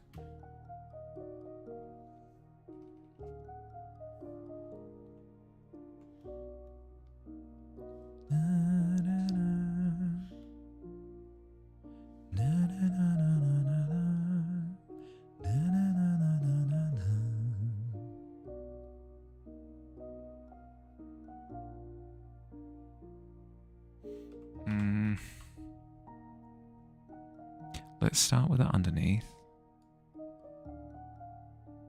Then I can always pop it up to the top when I feel like it's time to sharpen it.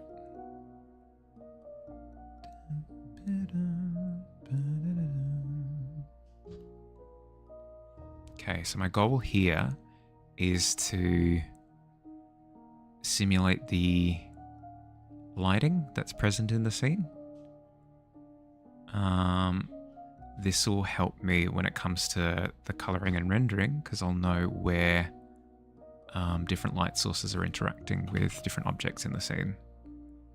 So, for example, the sun.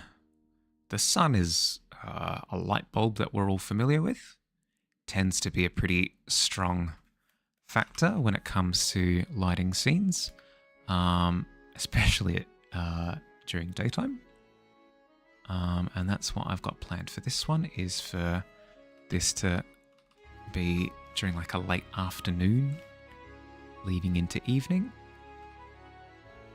Always a little bit of red. Why not? Why not always a little bit of red? That's what I'm saying.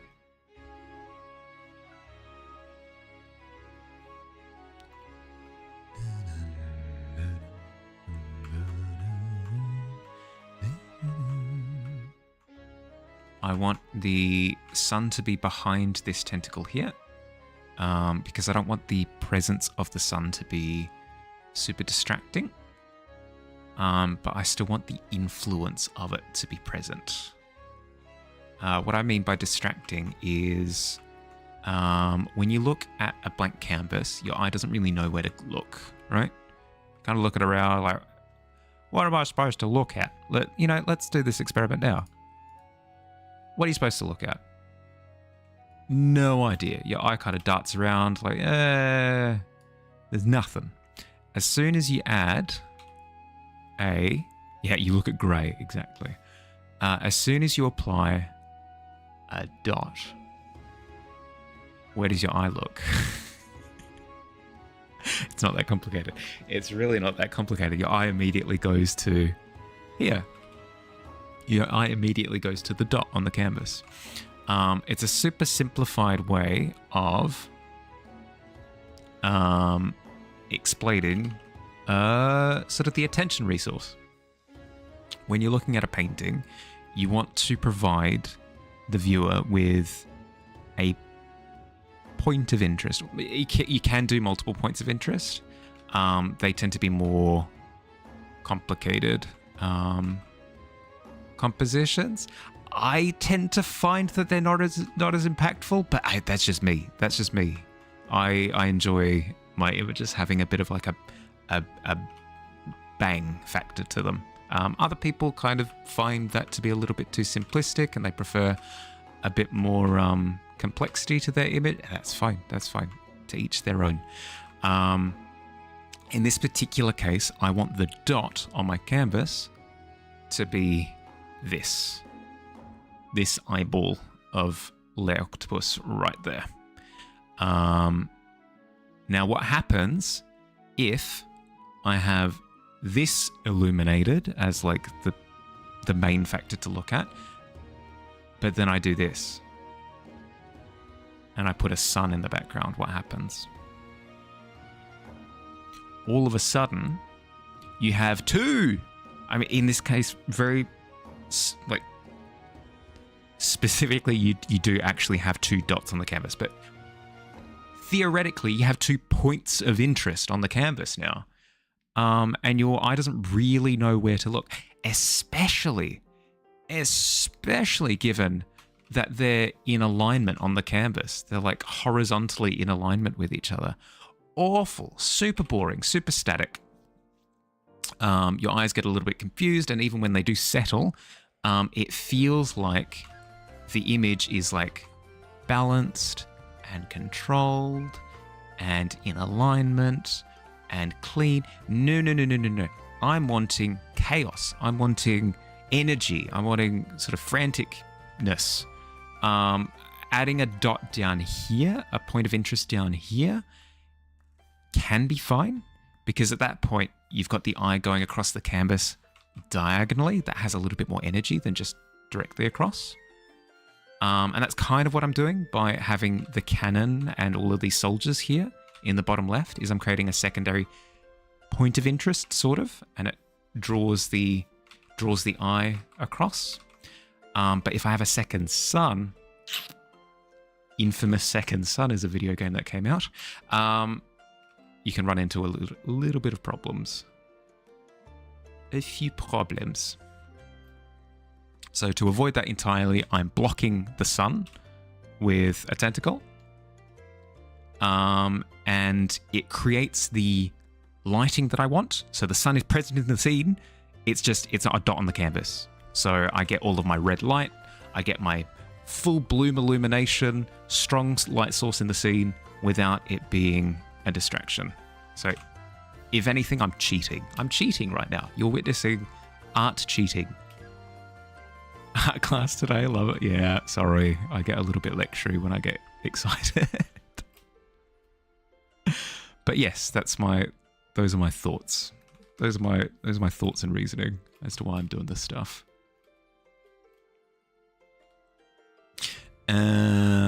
Speaking of lecturing,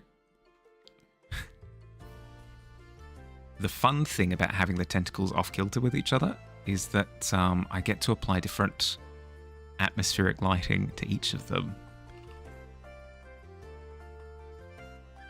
You like the lectures personally? Oh, all right, I'll have you queued in for all the heavy duty stuff then. You love hearing these things, even if it's something you know. It's hearing the passion. When you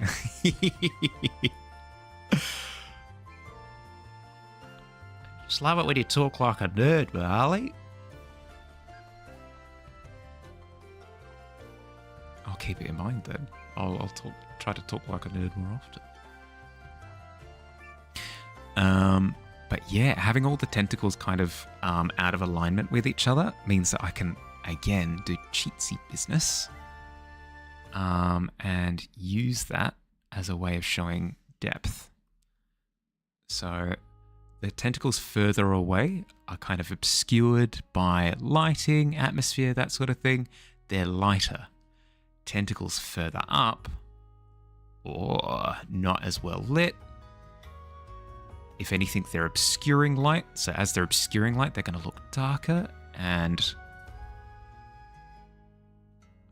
boom.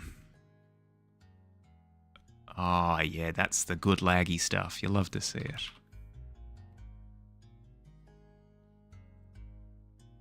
Get you going on about art, you just go off on a whole bit. I love how art has like, not rules, but causes and effects that you can kind of choose to apply or not apply.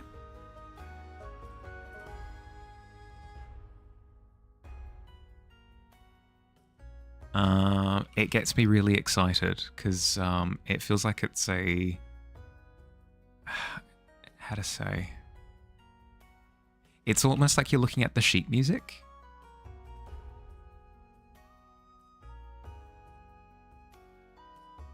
You can write out like, do this, do this, do this, do this, and then you play it, and it sounds beautiful, you know?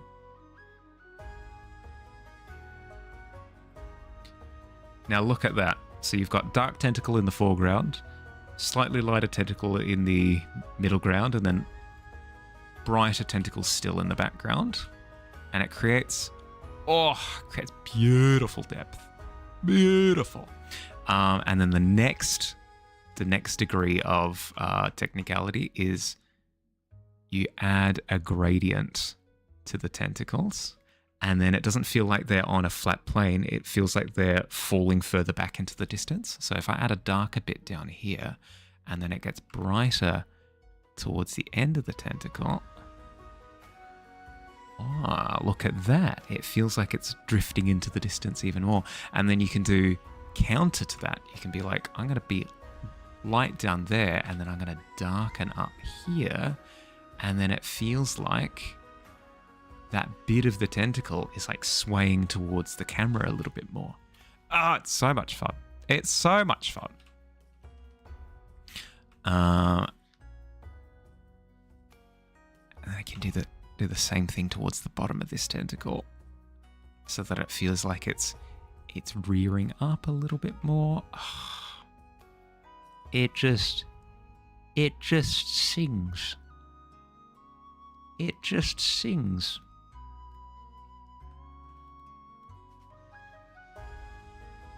Oops. There we go. Oh, Beautiful.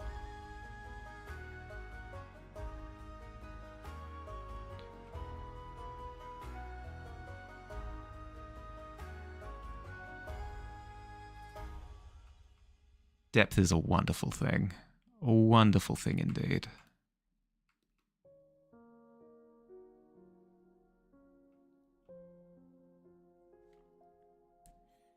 Art has rules, but the key to being great is learning how to break those rules, really more than actually following them. Yeah. Exactly.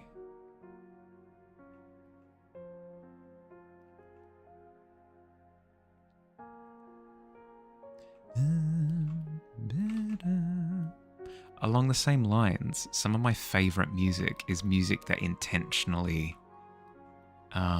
creates clashing sounds to add drama and stuff, you know? Oh, if you use these three notes together, it creates a harmony. It's like, well, what if I deharmonize that triad? What happens? Oh, that's crunchy. That crunchiness is the best bit.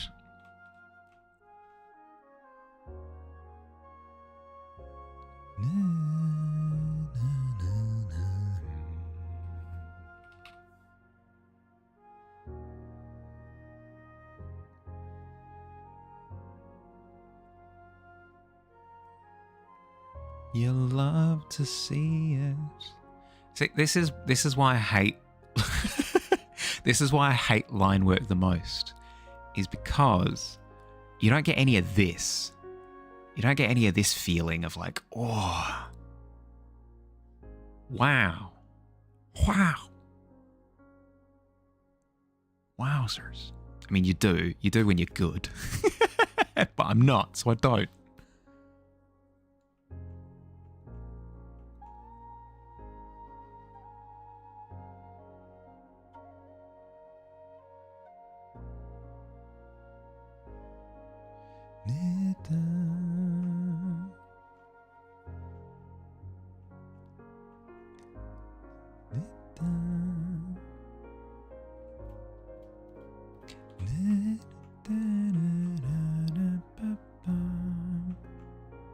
Sorry, ads are about to hit in a second.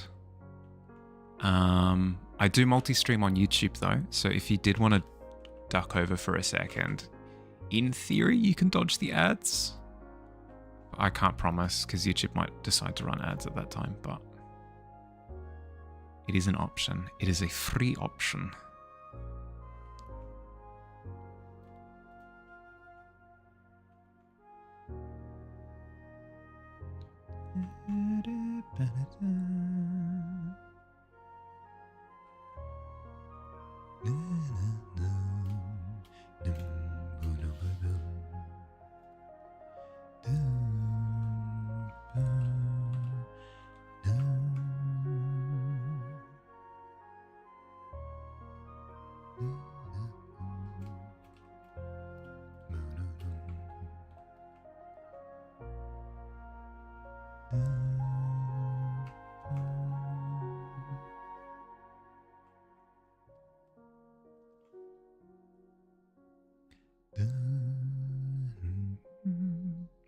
really used to hate line work. Then you had to accept learning it if you wanted certain results. Yep.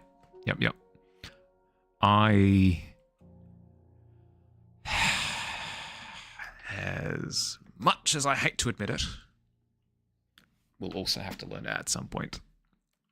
But today is not that day.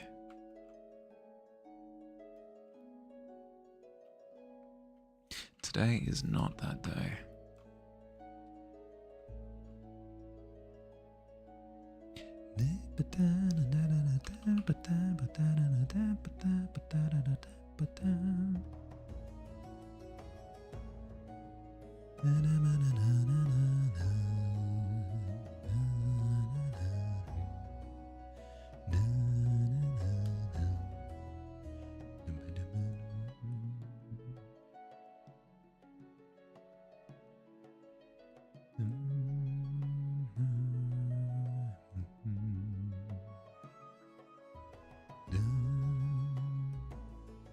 I really want to look up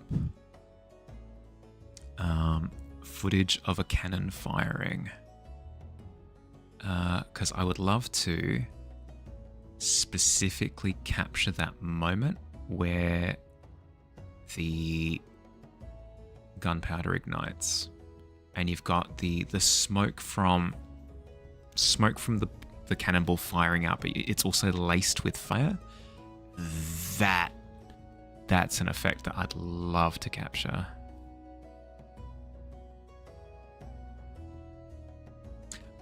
I think if I were to do that though, I'd need to rocket the cannon back a little bit to compensate for the effort, but I think that's fine. I think that's doable.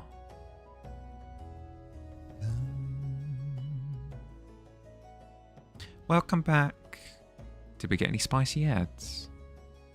For some reason, I get ads for the Air Force every time.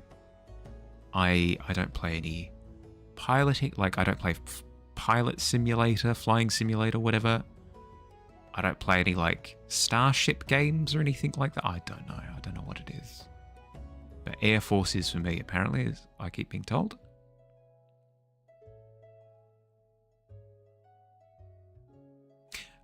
That and strange deodorant ads.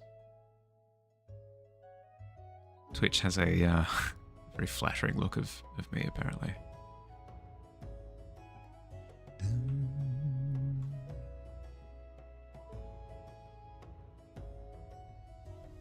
Kind of blank out on ads, so only your subconscious knows. Oh, a tasty treat for your dreams.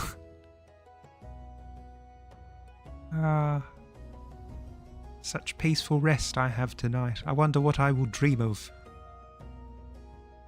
In the Navy.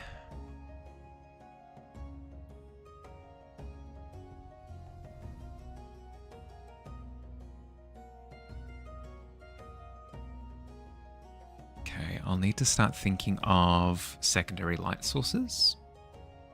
The cannon will give off some light, especially if I'm capturing the moment where it fires, when it fires.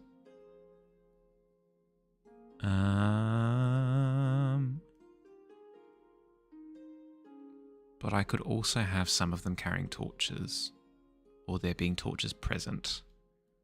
That might require a little bit more thought.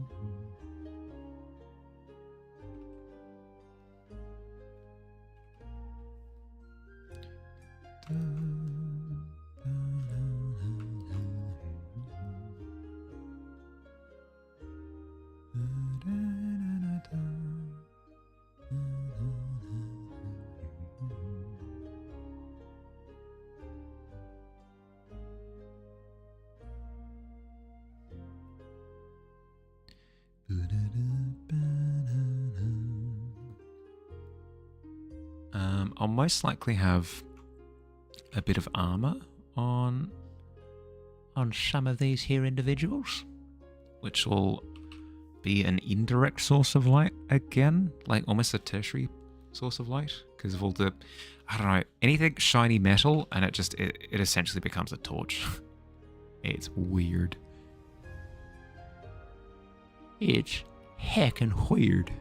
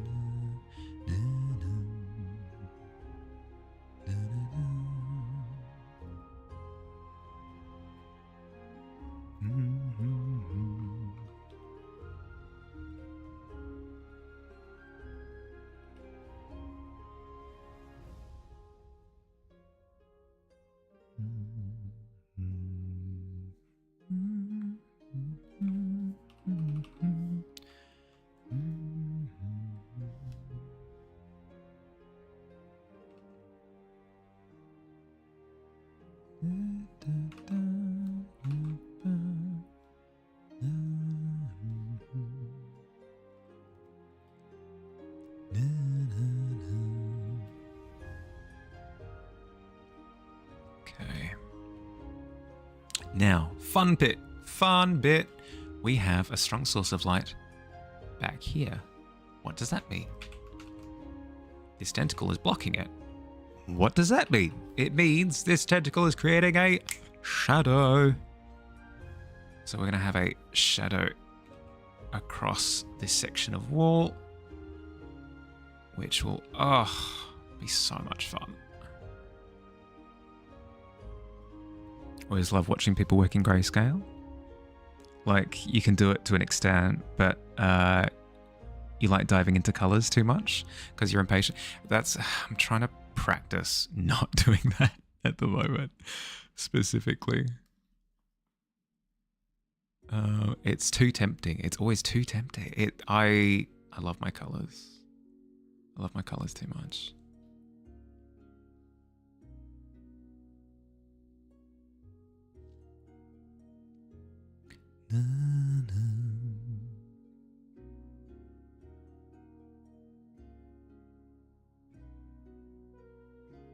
Now, what I probably want to do here is I want to say, okay, on average, everything in frame is like on the dark side. God, thanks Star Wars. That means something else now. Everything in the frame is depicted with darker tones. There we go. Therefore, if somebody is stood here where I am in the frame, their eyes would acclimatize to the dark tones and would brighten things. It's part of like what makes the human eye so fantastic, is that we have kind of almost like pseudo night vision. Our eyes acclimatize to brightness. It's the reason why your pupil, why your pupil goes like when you're in dark lighting, it opens up more so that more light can come in. But when it's super bright, it goes and it drops down to a pinprick because it doesn't want to take in too much light and just like explode. So in this scene, it would probably be larger. Your pupil would be a little bit larger to take in a bit more light. And what that means is weaker sources of light appear brighter. So based on that knowledge, I'm going to bump the brightness of the background more. I'm going to intensify it. Why do I want to do that? Excellent question. I am glad you asked. Well done, Rapunzel at the back. 20 points to Dunkledore or whatever house you're part of. The reason why I want to intensify the light and not just leave it as is because one, generally speaking, it's all within like context, right? So this light would appear brighter in a darker environment. That's just how your eye works. But more importantly, two, freaking contrast. We love contrast. Contrast is like the best thing ever. In this particular case, we're talking about lighting contrast. If you're working on a piece and it feels like the piece feels a little bit too flat, if it feels too two-dimensional, and you're looking for ways to make it pop, the best thing you can do is take it into grayscale, like this. This is why I'm doing the lighting pass, by the way. The best thing you can do is take it into grayscale and check. Are there super bright points and are there super dark points? Why does that matter? Because the drama between the darkest point and the brightest point is what kind of sets the boundary. How to explain? Let's hide these for a second. Yeah, we'll stay on that. If your piece only goes this bright,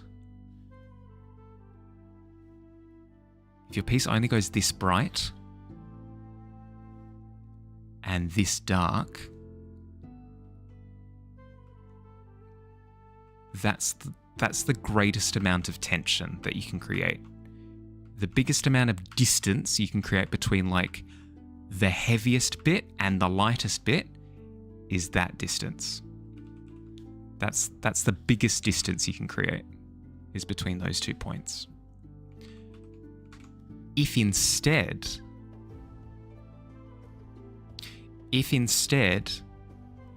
this is the darkest bit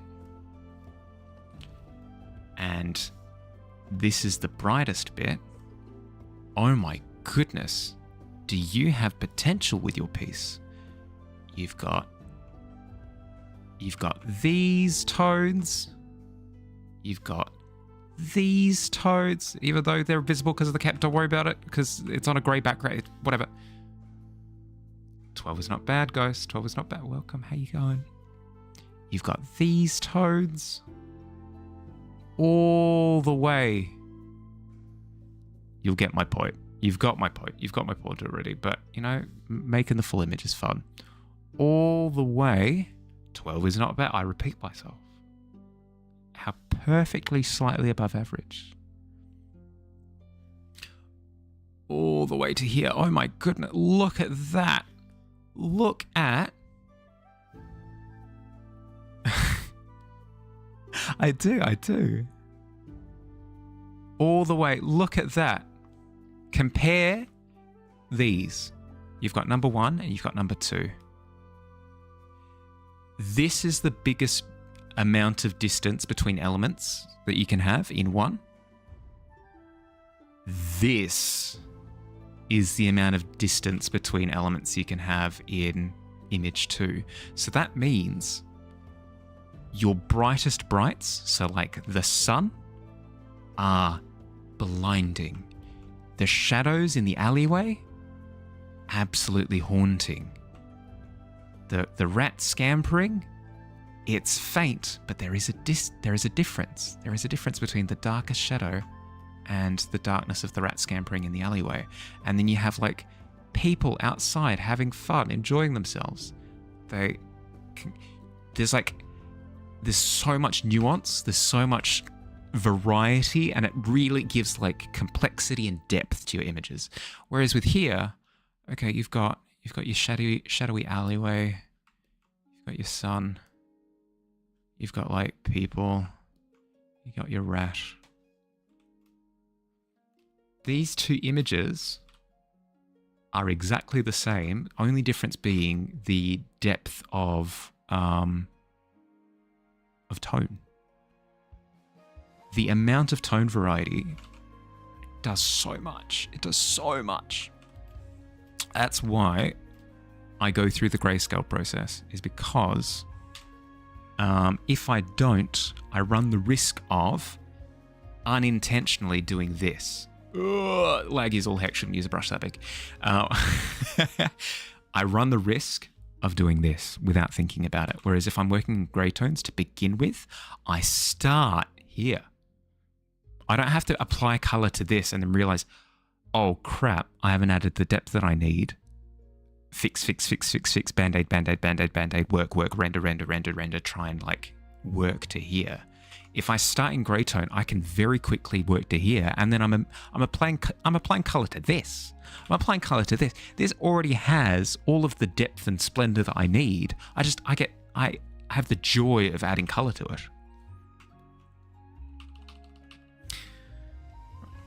Yeah, that's my TED talk. That's why contrast is freaking important, specifically lighting contrast.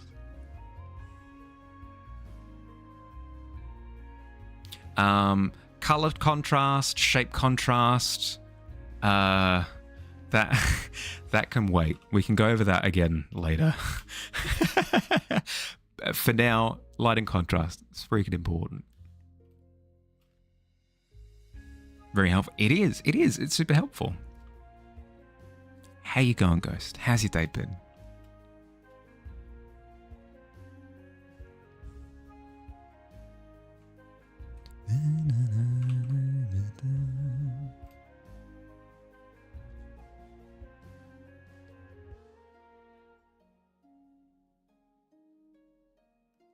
Okay, we want the shadow to be on the tentacle itself as well.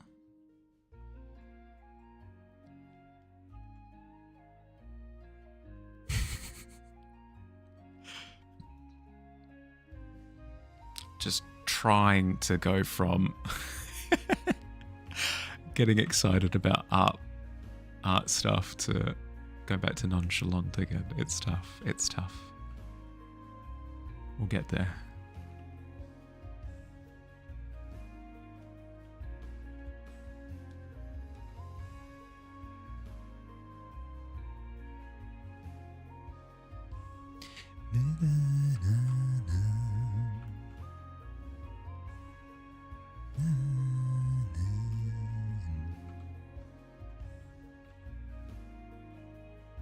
Okay. Kind of in a similar vein, you want to be really selective with how you use each drop of a particular tone. So if I want to show that the sky is bright, but still want to be able to show like towards the sun is where it's brightest, I don't want to use like the purest white until I really have to. Because if I use it on the very edge there, it sings, it absolutely sings, and that edge stands out. Whereas if I've used white for like all of this, then I've got no way of like highlighting the edge of the tentacle, you know?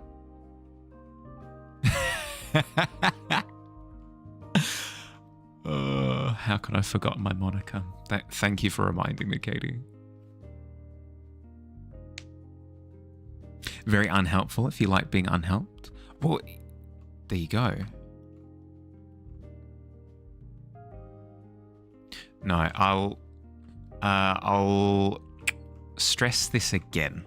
This is me just nerding out about stuff. It's not me lecturing. So please do not take it as a lecture. If you know all this stuff already, I trust that you do. I trust that you do. And it's not a sense of like, Sit down, everyone, and listen to what Bahali has to say. I'm simply sharing something that I get excited about.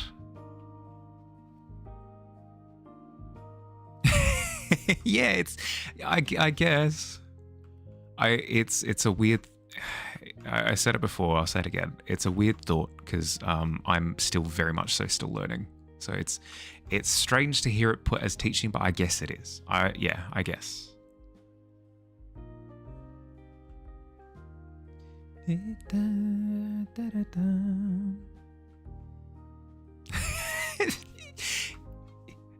Yes, ma'am. Sorry. really helps also because even the small image above the head, you can tell what's happening. Ooh, you totally can. Yeah, it helps with the silhouettes. It does. That's why it is important, actually, to while you're working on a piece, you just checking that I'm not squishing a cat. To get up and actually step away from the canvas for a second, because seeing it from further away does actually help you get almost a vibe check on how viewable it is. Because you can get kind of stuck. You can get kind of stuck just viewing it from however far of a distance that you're sitting from it. Mike's too far. It's fine. I pay the microphone top billing, so it ought to keep up, I think. Once I stand on my own, oh no, I need to shout. I need to yell. I need to yell at the microphone.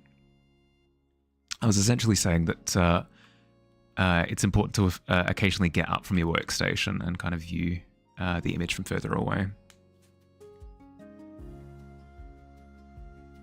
You'll sometimes just start going off about something you're working on, working out the problems out loud, and people will say, "What the hell are you on about?" You just don't mind me. I'm just a little bit crazy.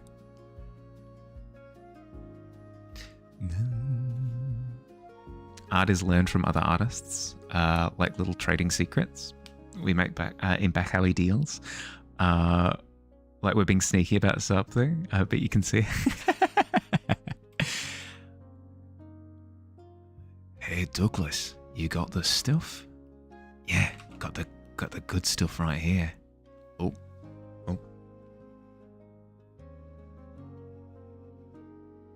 Yeah, that's pretty good stuff.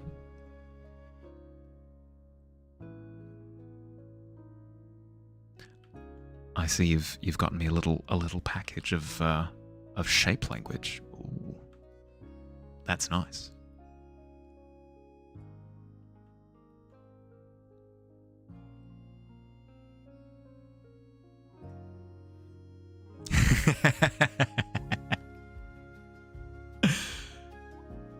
Wanna buy some death sticks? Amazing addition to the Star Wars universe. Death sticks. Beautiful. Beautiful.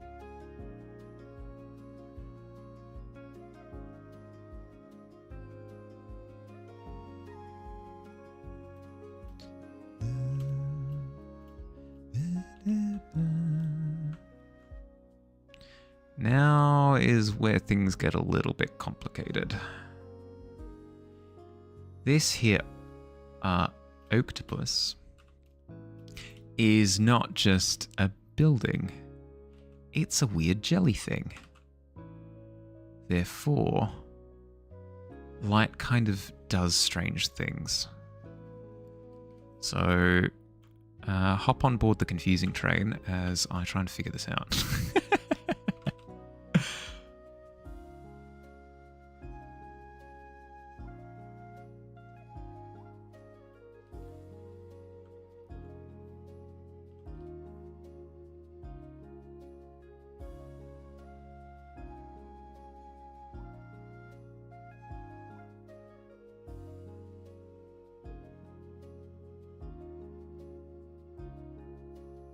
Itchy nose. Anybody need a dime bag of line work? Oh my goodness.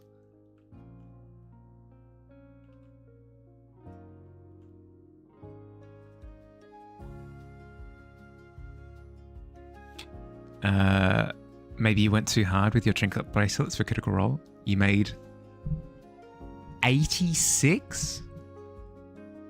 Oh damn. Well, Katie. If you had fun, what's the problem? I don't see a problem.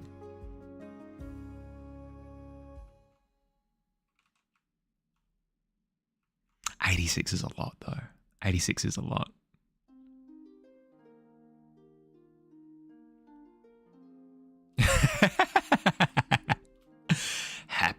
birthday. Salutations.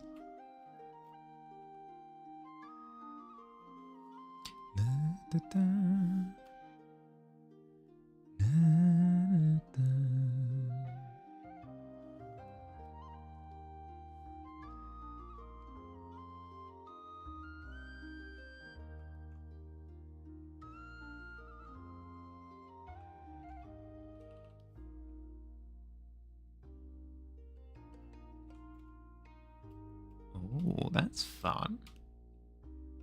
I do like that.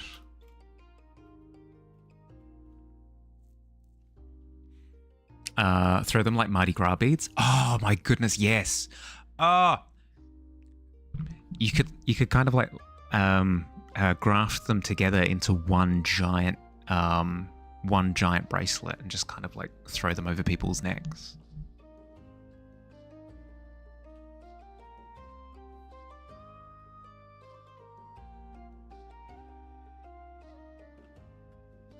Somebody should invent that, actually, now that I think about it. Somebody should invent a giant neck bracelet.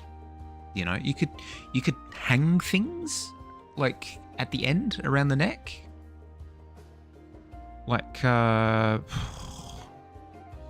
I suppose it would be an accessory, yeah. I didn't know till yesterday. Matt Mercer and you share a birthday. Oh my god, it's the end.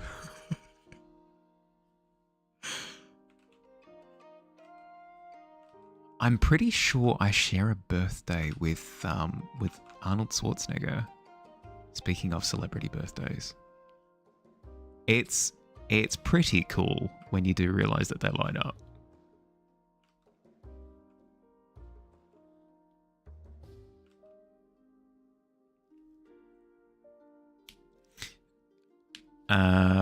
Neck bracelet, neck. Oh, yeah.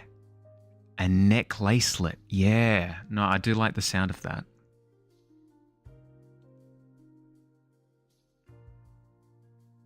Just out to be massively celebrating. It's not a tumor. I do actually raise a glass to the closest window whenever I blow out my birthday candles, and I go, "To you, Arnie." I blow a little kiss. And I like to think that out there somewhere he goes, "Ah," takes it from the breeze and plants it right on his cheek. He goes, "Harley, I love that man." You blow kisses to him daily. I love that man, but not more than I love Katie.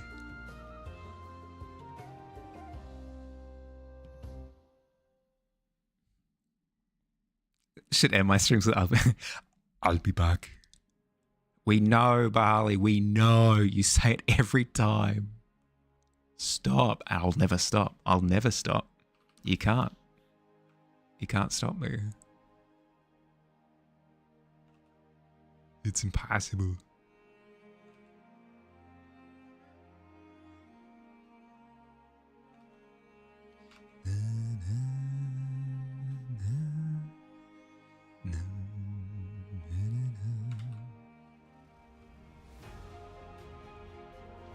Oh, the tasty 8.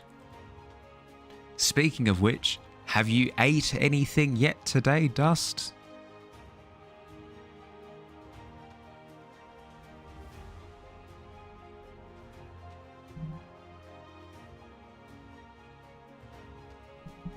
My name sounds like magic, and it Mihaly.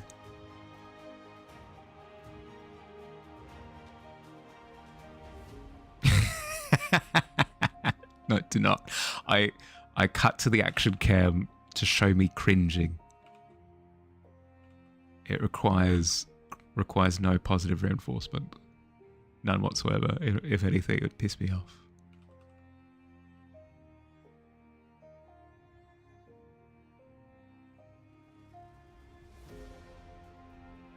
You have not ate yet? Oh no.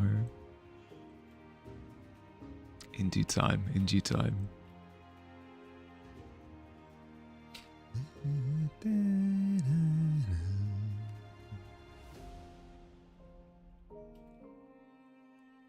Just appreciate Twitch's raid system. Likely never would have stumbled upon me.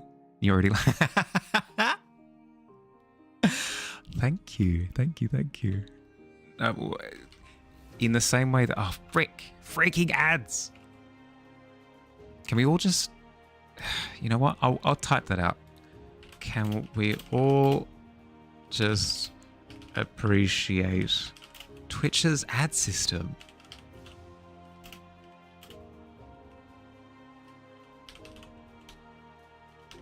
Frickin' sucks.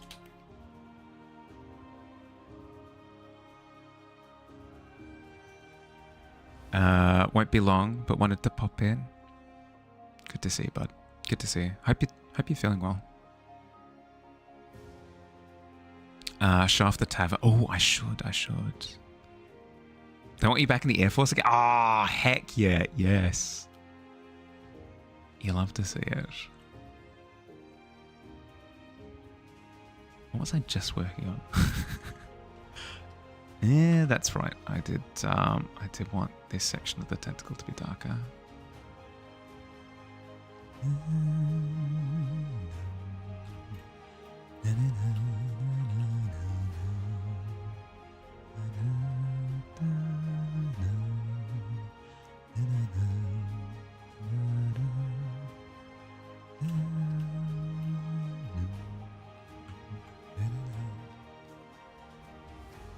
Welcome back. Sorry for the hassle.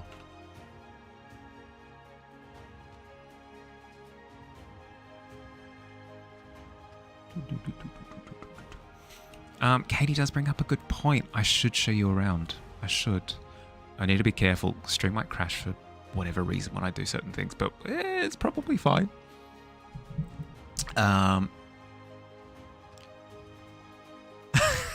You're paying attention to the ads and it got co-pilot. No, piss off. Any piloting of any sort, Air Force, co-pilot. That's fine.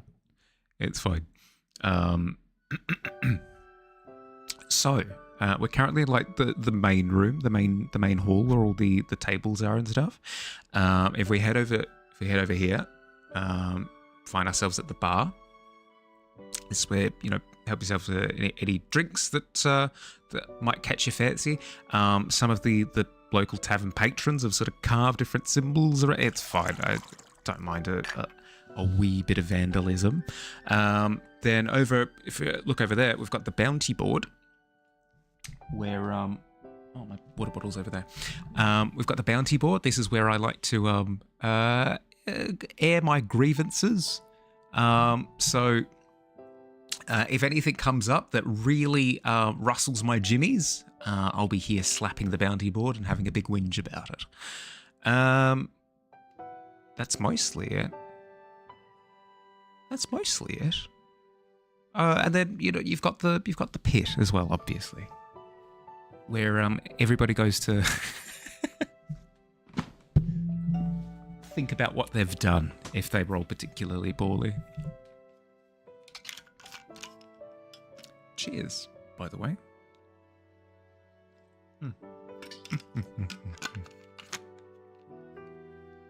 I do have the chat on the board. It's teeny tiny, but I think it's amazing. The BRB screen should just be at the bottom. No, I'm thinking that the thanks for watching screen could be the bottom of the pit. I love the idea of kicking everybody out of the tavern into the pit after every stream. Incredible. But yeah, there are a couple of other features, but I'm tentative to use them. Because with my computer not having been upgraded yet, OBS likes to crash occasionally. We'll give it a go. Okay, you ready? Ready for crash? When you get a certain amount of points, you can actually cash them in to summon a vial of timer juice.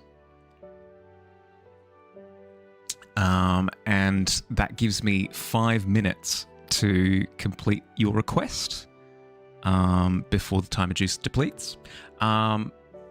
Interesting side effect of ingesting timer juice is that you kind of lose track of time. Tends to happen every time I start drawing under the influence of it. It's probably fine though. Can't tell me what to do, Katie. I'll drink all the time of juice I want.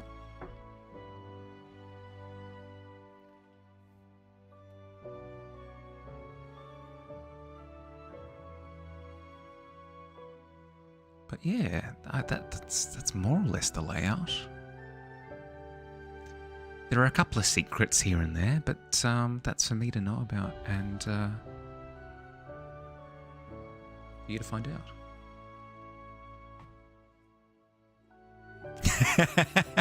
Let me have my time of juice. Frick you.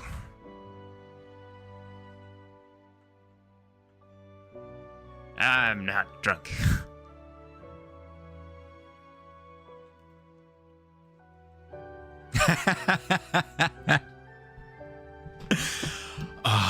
But once you start, you can't stop with timer juice. It's too good.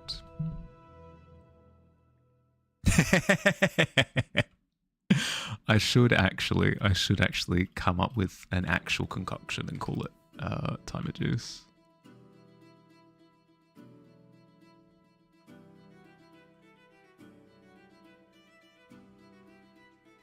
I love the idea of in the far-flung future, having like a tavern get together or whatever, where I host a tavern-like space, and having just, I don't know, a combination of Fanta and vodka or something and calling it timer juice. It wouldn't be. It'd probably be non-alcoholic, but still.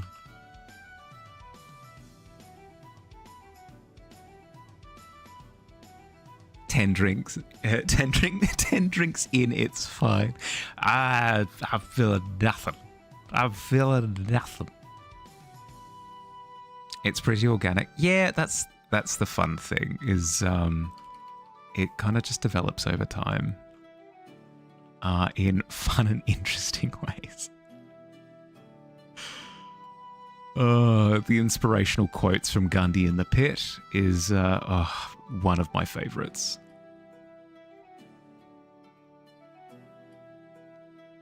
You'll be the cyan gobbler, leaving treats all over my screen.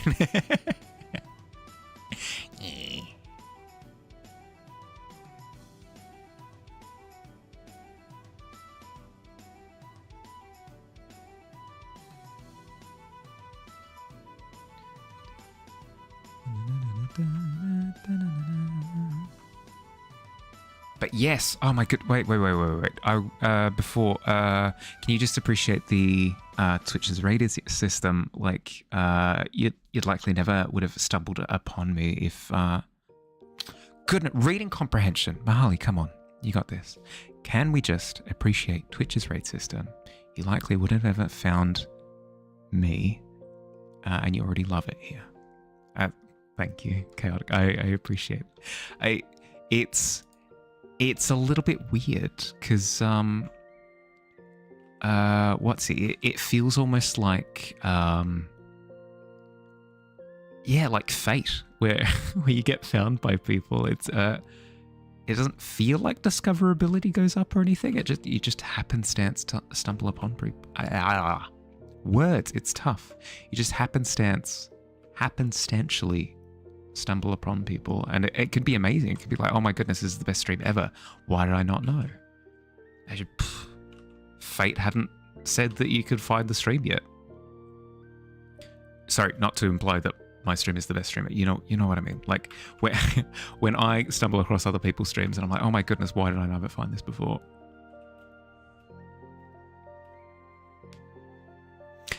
You haven't had any good inspiration for Pit Gandhi in a while. You can't rush these things. They happen, you know. Pit Gandhi, kind of like discovering fun streams that you like, is kind of like a favorable wind. It'll kind of just drift past you at some point.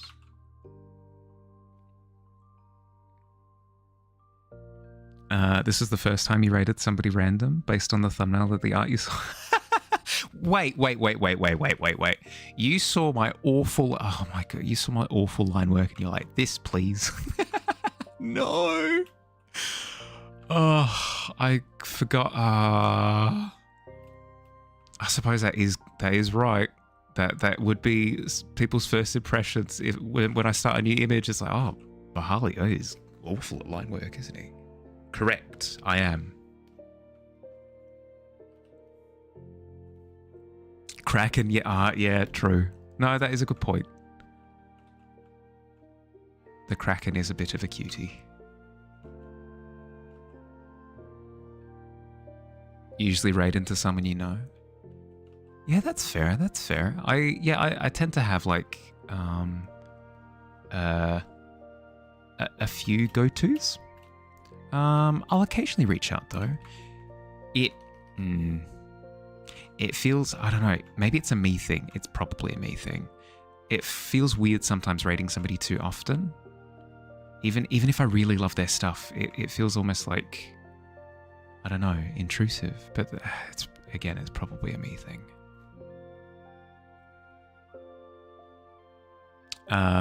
Walked into the Fate Tavern. Yeah, the tavern does have a name. It's the Ye Olde Artsy Tavern. It's the name of the Discord server, actually.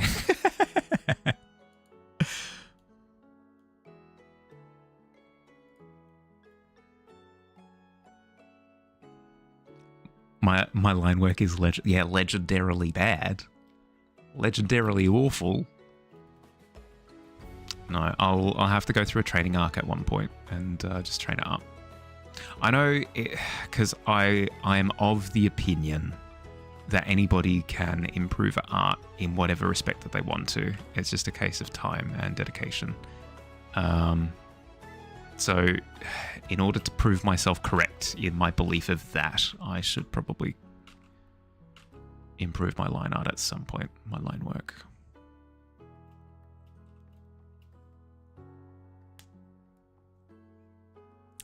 Yeah, I do. I need to update it though. It's a little bit out of date. The printing place that I use has moved, so I need to like make sure that they're still good to do my printing work for me.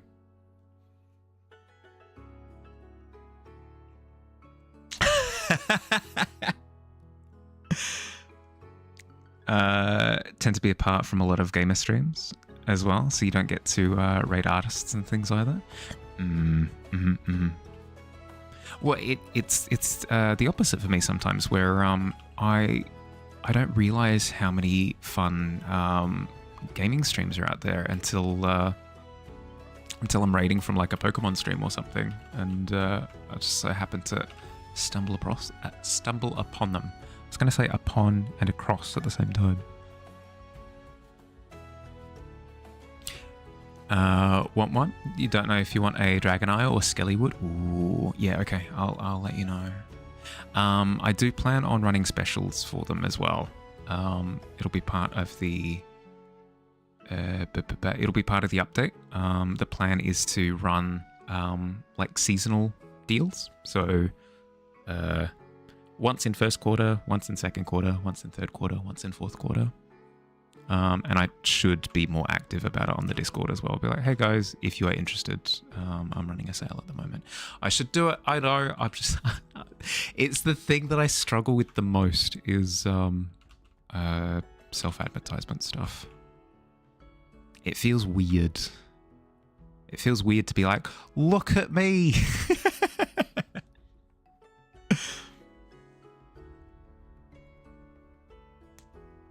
Yeah. Yep. By your demand, I'll set the siren up in the shop as well.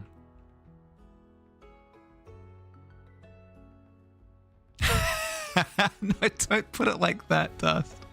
You're gonna make me feel so self-conscious. It's not even funny. Help. Try to just bulldoze those weird thoughts and shamelessly yeah, once again, it's a skill. It's a skill that I have to develop. Hi, Katie.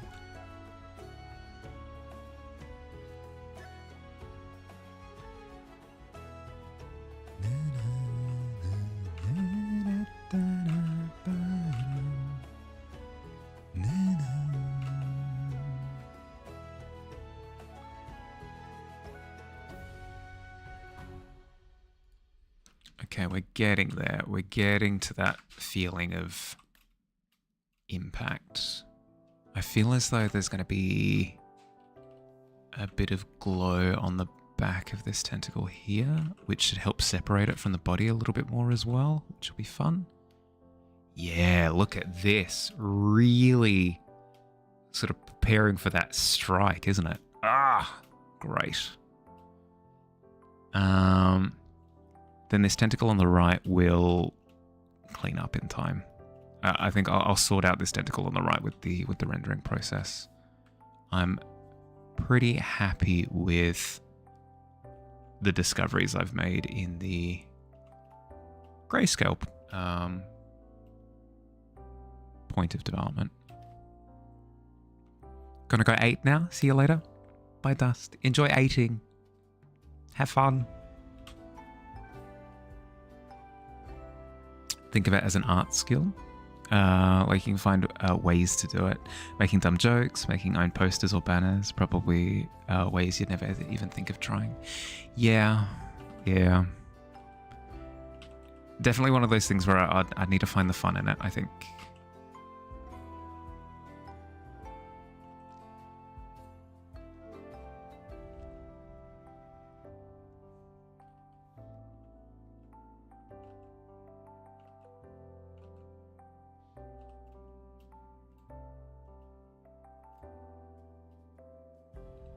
I think I need to pivot the way that I think about it. Because the way that I think about it comes across in my own brain as like, here, buy my stuff. Whereas it's more like, if you're interested, here is some stuff that you could buy if you want it. It's like presenting a thing instead of asking for something. I guess? Maybe?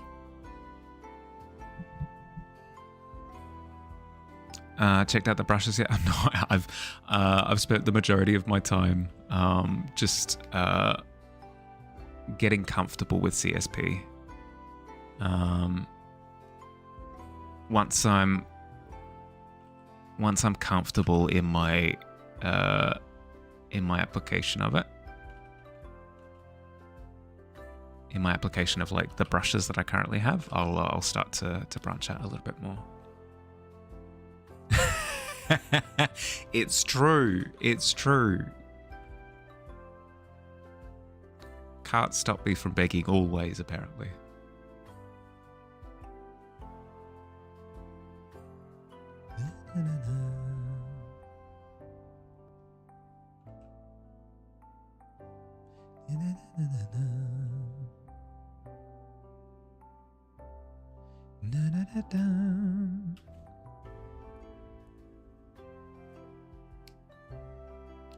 I've had to take my art and force people to buy. Yeah. No, I should do it properly so that it doesn't feel like I'm almost pressuring other people to deal with it for me. That would be a worse scenario. Look at it.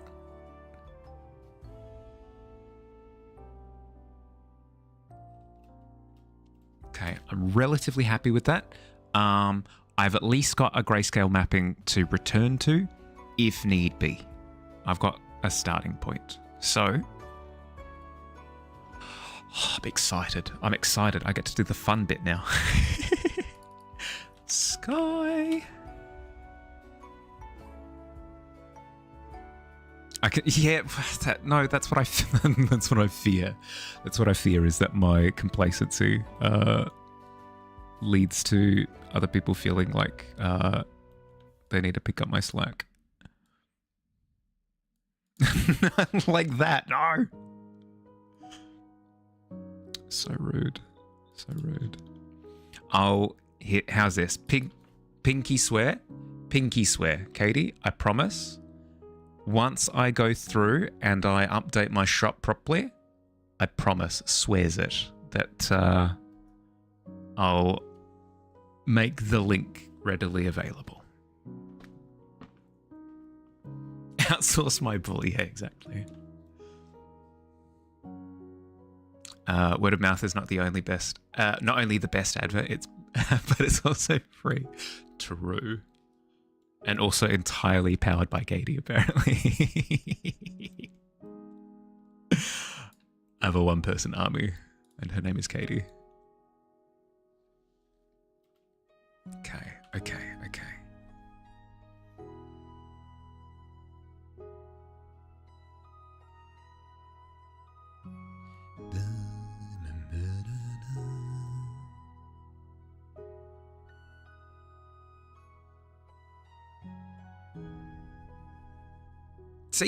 See, I've got a thing. It's not to my shop, but like, it's advertising, kind of.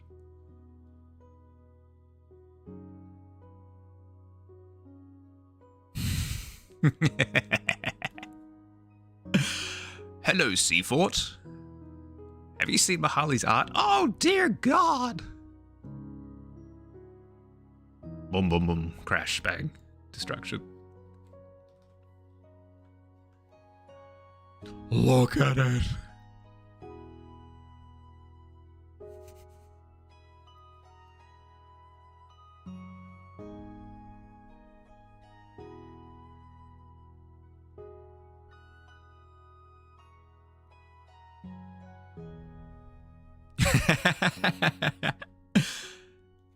Mahali, just so you're aware, your customer base, very susceptible to being crushed.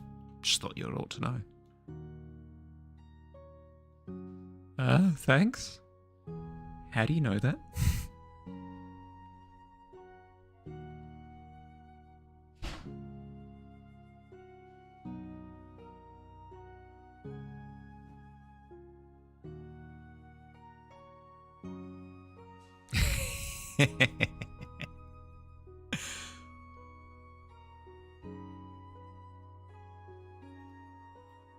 Okay, how do I want to do this?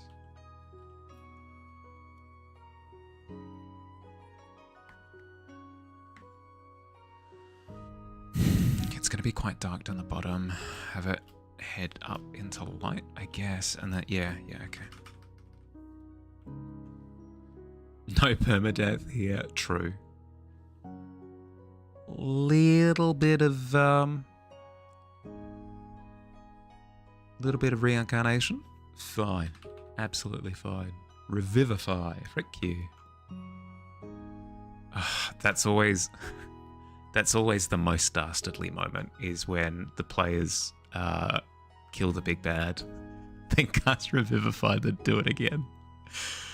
Oh, dear. I reckon it's been done. It probably has been done. It's probably been done a few times, actually.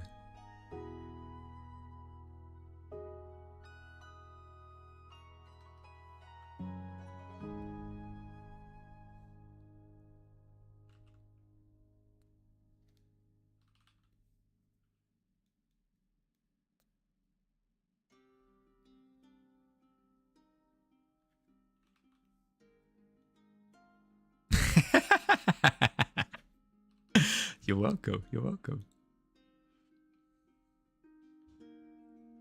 Speaking of, oh my, I completely forgot I've got D&D tonight. Ah, frick. Speaking of which, I need to level up my character. We've leveled up to level 10. You too? Nice.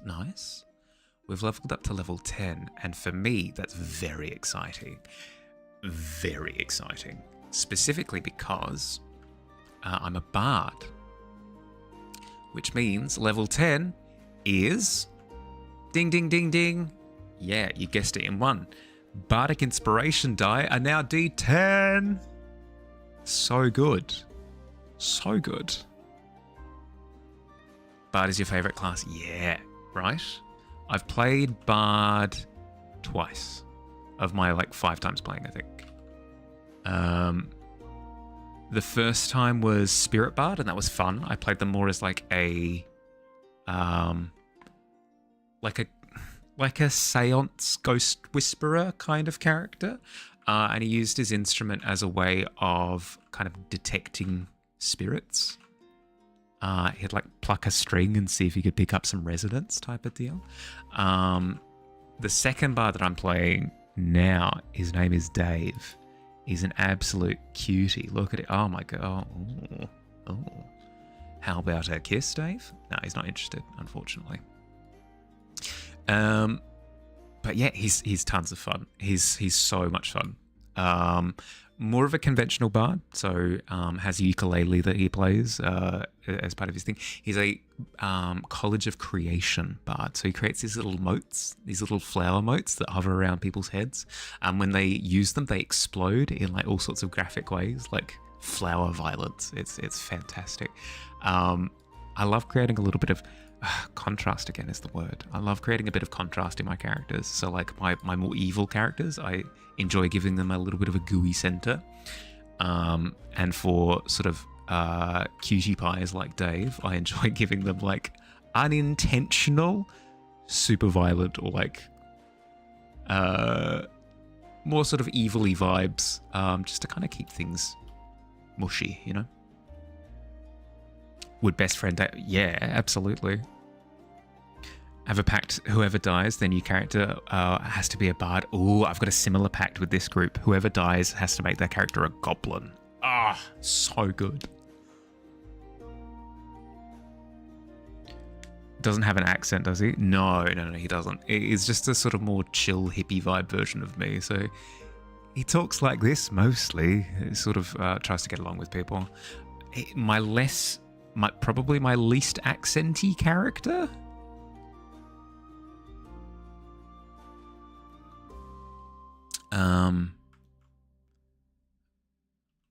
But that's because I literally made him to be like low effort, not in a lazy way, but in like a chill way. So very, very intentionally so.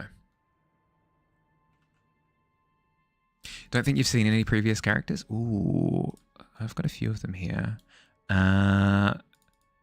This is Morvac. He's a little undead boy. He was a half sorcerer, half warlock who pretended to be a cleric. He was lots of fun.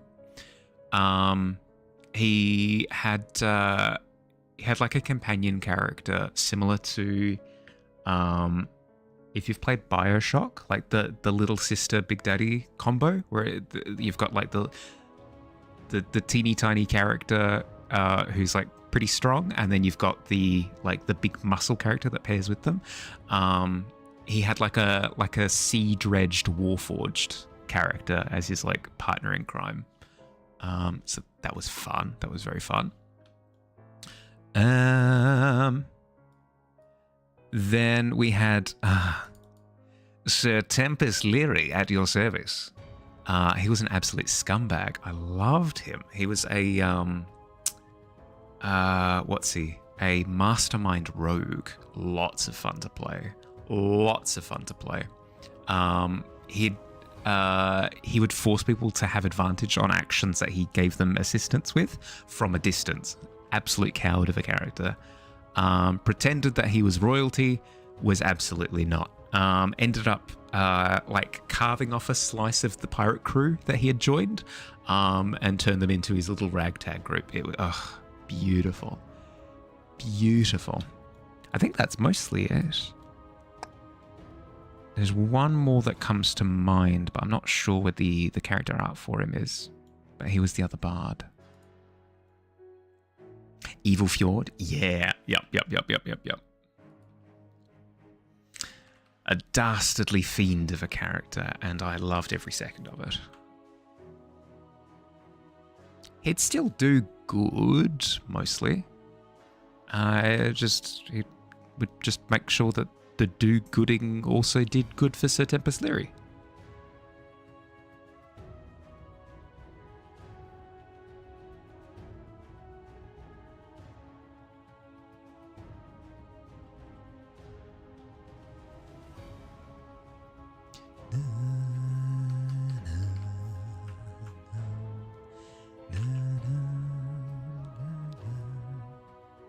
tempted to make your character arc evil? Ooh, that would be fun.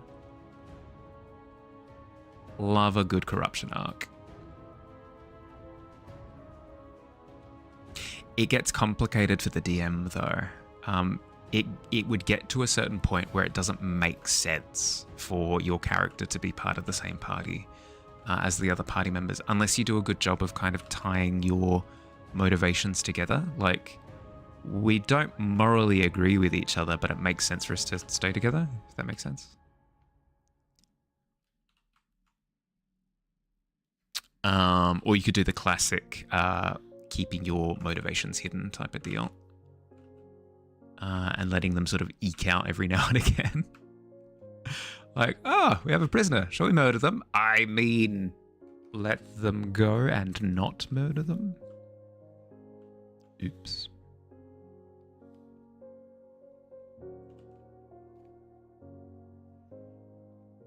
Taiki is such a sweetie. Your patron is ambitious and deaf's not good. It's the fun duality of playing a warlock character. It's no fun if you and your patron align perfectly, because it means there's no sense of like somebody whispering over your shoulder, you know? It's just, I want to do an evil thing, and then the other voice comes through and goes, yeah, do that, I guess. You know? There's no back and forth. There's no drama. There's no drama. What's the point of playing a warlock if there's no drama?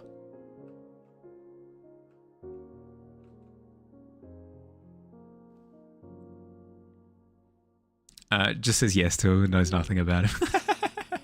Oh no. I see drama on the horizon. You want me to do freaking what?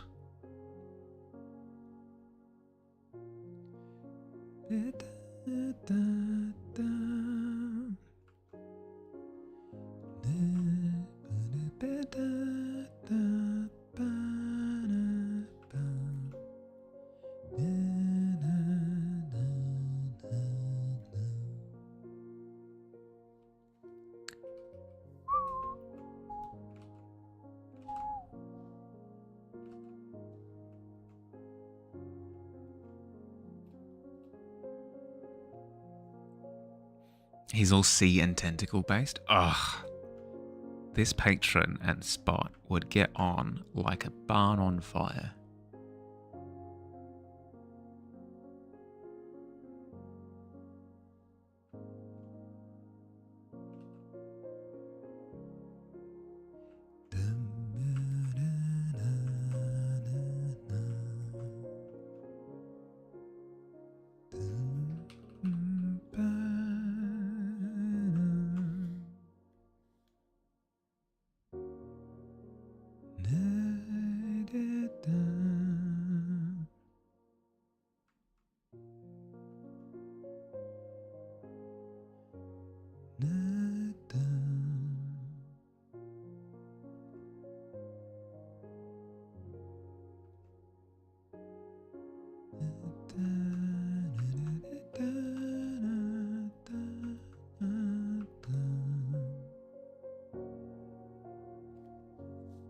Did get lost on Insta today watching Puffin videos.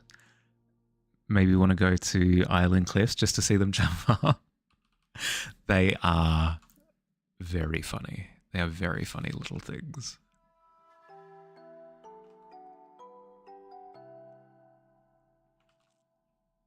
There's something about like little waddly things that are desperate, like rock hopper penguins. I think I've literally had this conversation with you already. Rock hopper penguins are the coolest little dudes. Oh my goodness. Little guys. Because they put in so much effort into doing little hops. They do a little internal laugh. Oh my goodness, yes.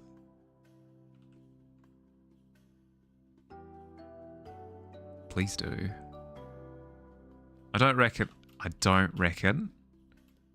YouTube will penalise me for playing bird laughing noises. Surely. Please and thank you, YouTube.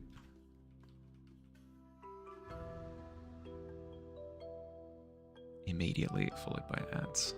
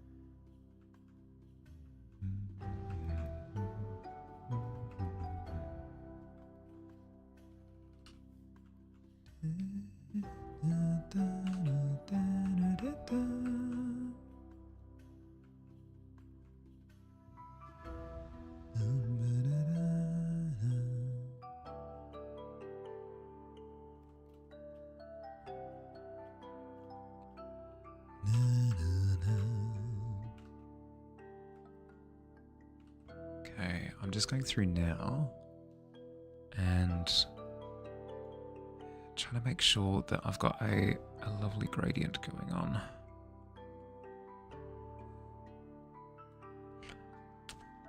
I'm lacking intensity, seems to be the problem here. So what that means is, once again, lack of contrast. Easy enough to fix.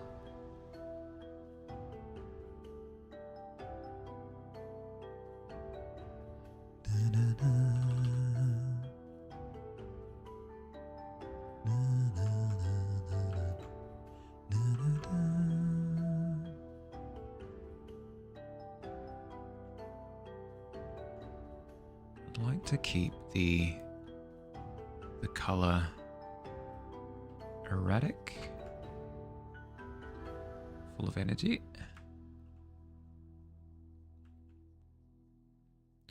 Volatile is the word that comes to mind.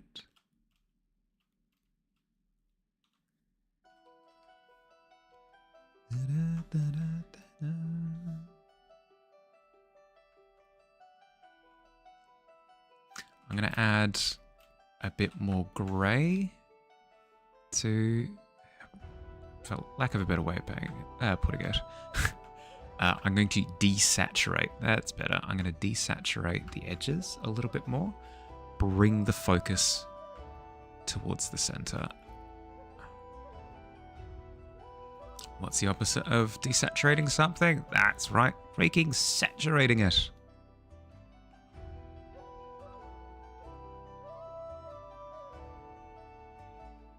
Found it. Lovely.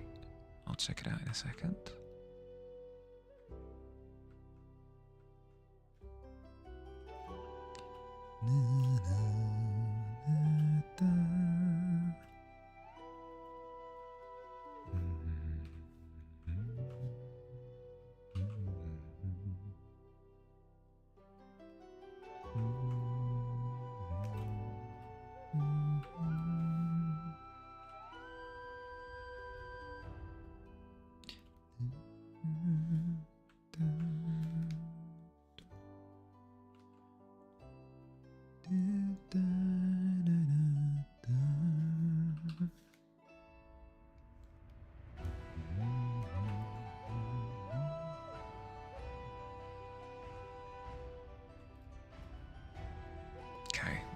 Let us jump over to the clip for a second.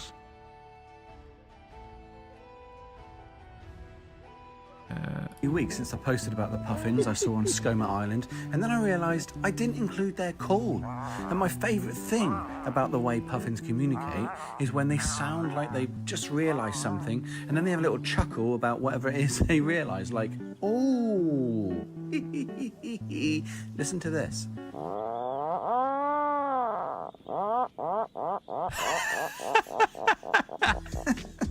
How cool is that? That's Is that just not the coolest amazing. bird sound in the world? Anyway, I love it. That's a super accurate way of putting it as well. Ah.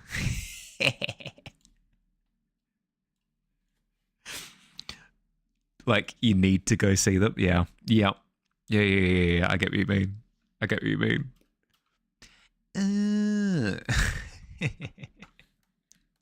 It totally is like they've put together something like, oh, that's what Penelope meant by lobsters.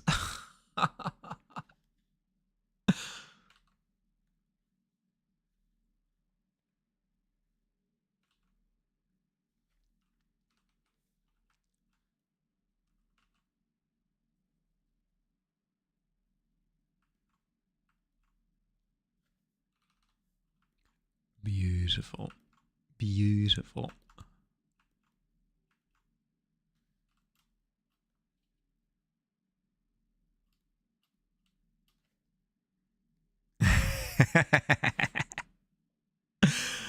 They're just little guys. It's tough, okay?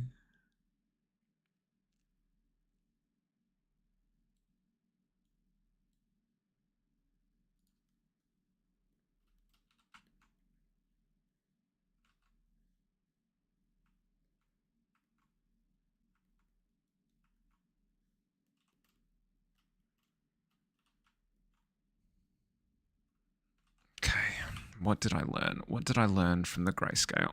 I learned that I needed radiating light. From the tentacle, specifically around there. Okay. No fear, Mahali. Just plug it in.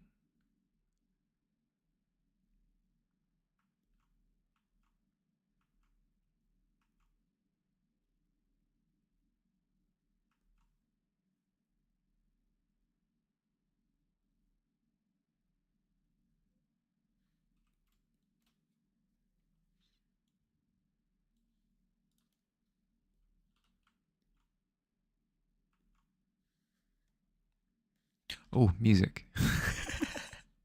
You're also getting something. Welcome back, Vincent.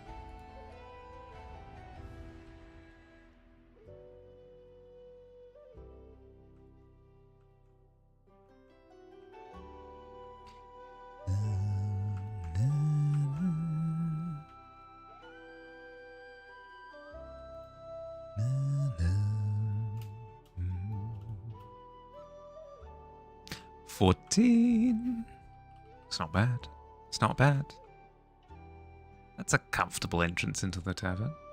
Good rolls of... Yeah, not bad at all. How you going, Bebop? How's your weekend? You doing well?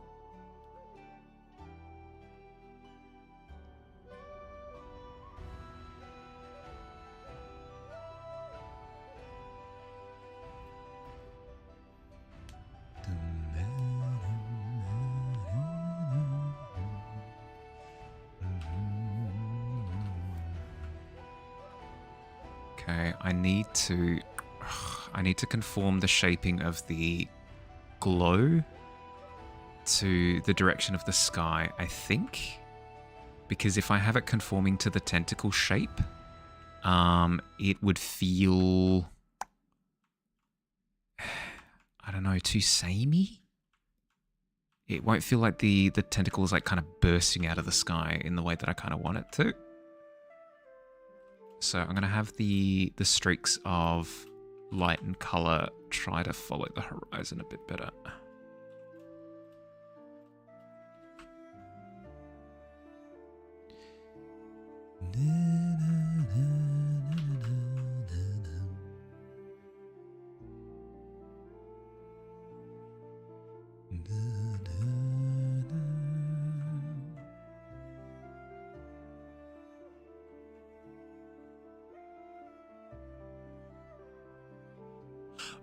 To those who didn't, who weren't there yesterday, heads up. There won't be a stream on Friday or Monday next week. It's not because I hate working in the tavern, I promise. I'll be in Tasmania for the weekend, and then a day either side. So I literally won't be able to stream. I may jump online for like a couple of hours, maybe. But that will be sort of more IRL stuff. So, hey everybody, I'm on the road. Look at how beautiful Tasmania is. Type of stuff. Like check out these hills. They look awesome. Can't promise that though, because I will be over there with friends. So perhaps they don't want to be on camera, and more than fair if that's the case. Take pretty nature photo. Yeah, at the very least I'll do that. I'll bring some beautiful photos over, and I'll chuck them up on the Discord when I get a moment to do so.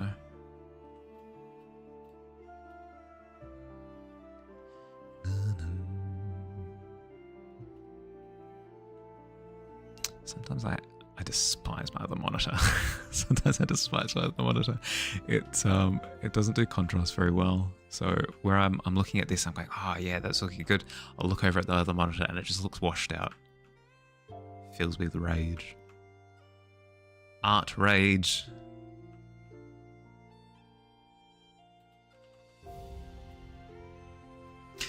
Look for gold in Tassie streams in the Ryan Forest. So it's yeah. I haven't been into sort of bushland as much, but what I have seen of it has been absolutely breathtaking.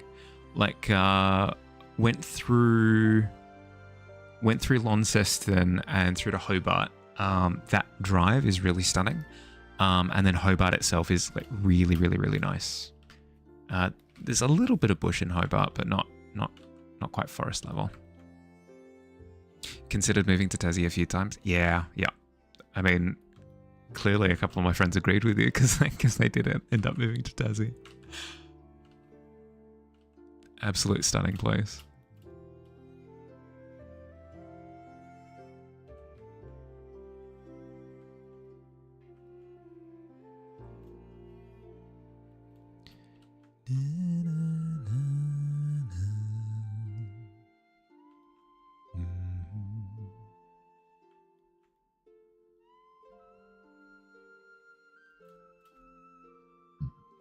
Excuse me.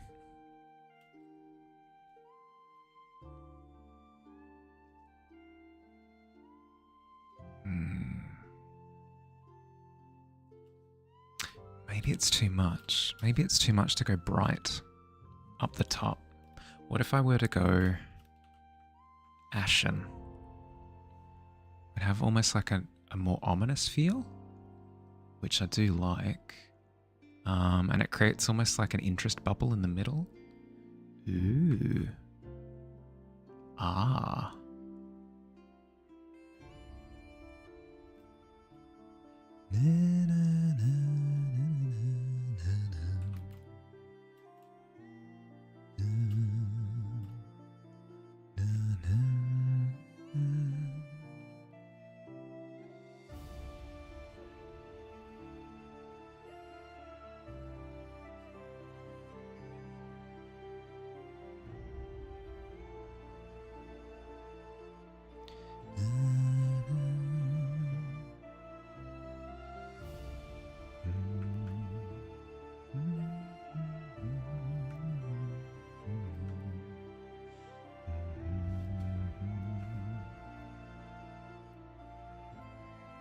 Oops.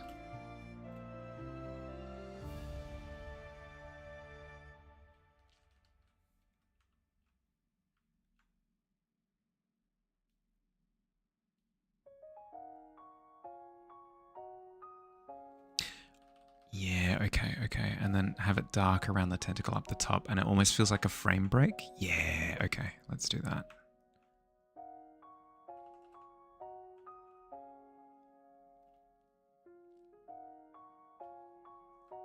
There's a thing that comic book and manga artists and illustrators do that I always love. It's called a frame break. You'll have the frame of an image. Looks like this, right? And you've got the character doing a big punch. In the frame, he's like, I'm gonna punch you, and then does like a big punch, and it breaks out of the frame.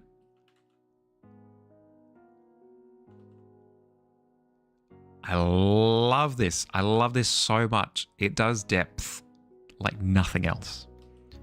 So if I can emulate that even slightly with the tentacle raising up into sort of a darker sky canopy, I will do it. I will do it gladly.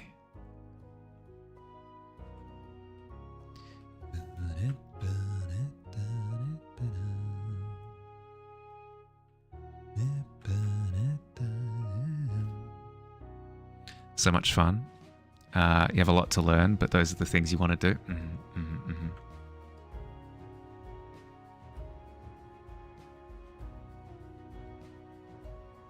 Doesn't necessarily have to be a big punch either. It could just be like a character introduction where you've got like frame here, frame here, frame here, or whatever going down the page, and then you might just have a character who's standing like with their hands on their hips in the middle or whatever,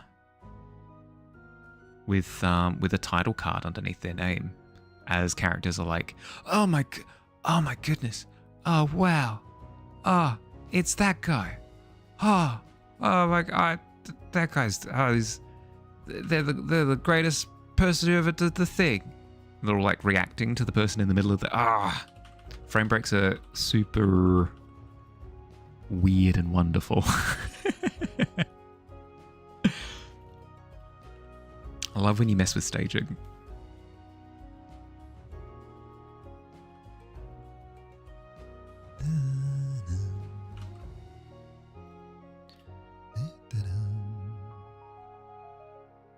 Guest on with the village ladies? Yeah, exactly. Exactly. Oh my goodness, it's Gaston. He's amazing. Shiver me timbers. That there Gaston is the finest dent I have ever laid me eye on. Yar. They're pirates. Everybody knows that Beauty and the Beast is a pirate story.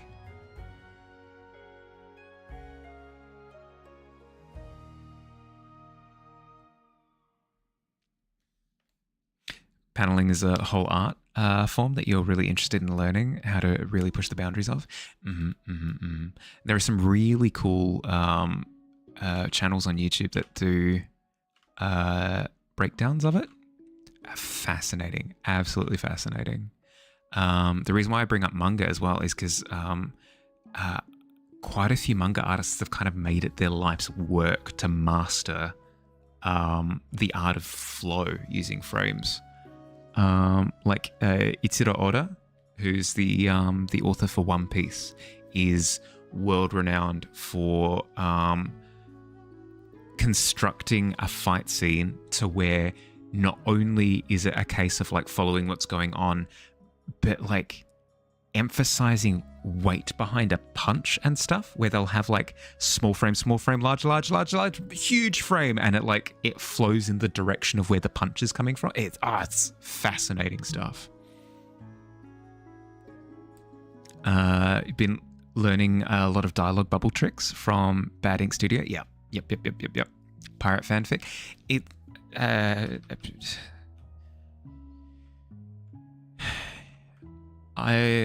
Does it count as a fanfic if it's in my heart? The answer is obviously yes. It's not a fanfic. It's true in my heart.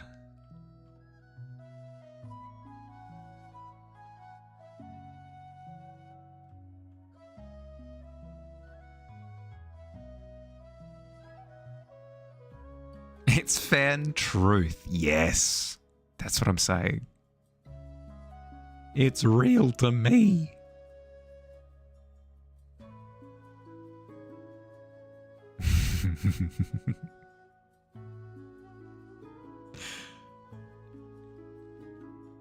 You've got no proof. You've got no proof, Katie. Oh! You successfully set off the charges, Bob. I'll give you that much. But unfortunately, the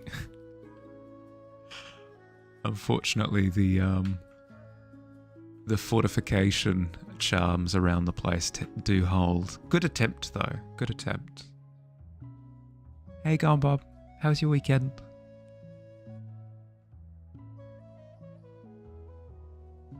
Sankamlin is on the case to find proof.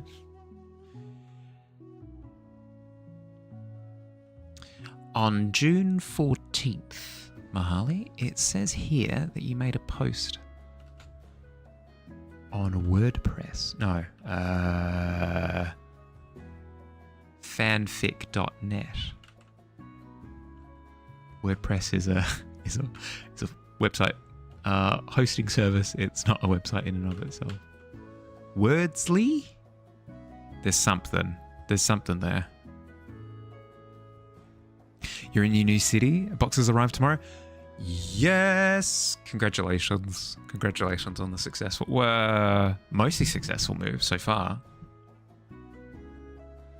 Soon you order the chemicals? Oh, heck yeah. That sounds super ominous without context, but I mean, that's going to be fun. Have you acquired a partner in your business venture yet? Or are you going ahead with like prototyping and stuff beforehand?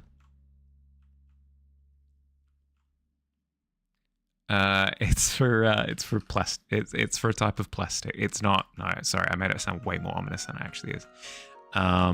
It's for a type of plastic that Bob is looking to look into. Comes after the prototype, yeah? Yeah, fair.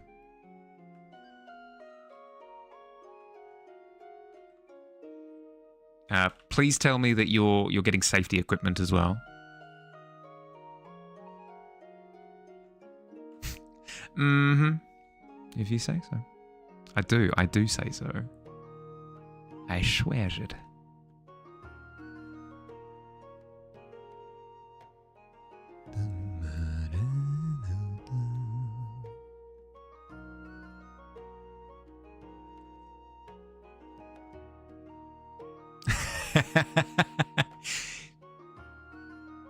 Yeah, the really drawn out has me convinced. Well, you need a goggles and gloves for this stuff. Ventilation and stuff as well.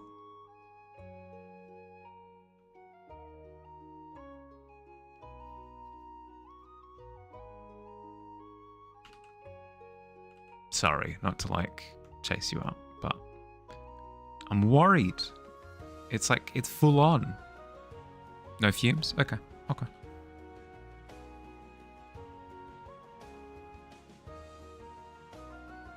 Safety, yeah. If there were real fumes, you'd need a fume hood. I trust that you know what you're doing as part of the process.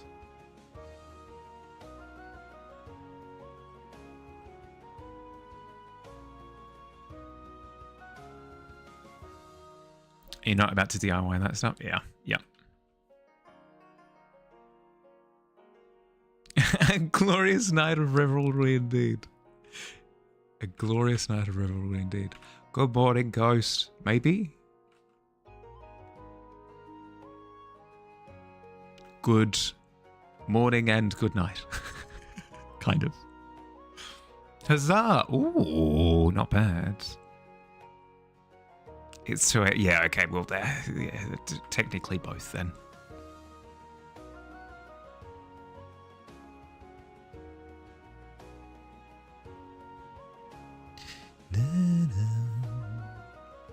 I do like the idea of there being a sharper streak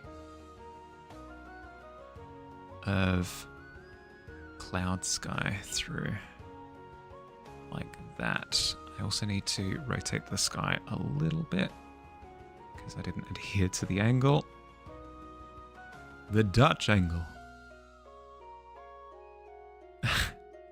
Hi Hunting, how you going? Hi. How's your day been?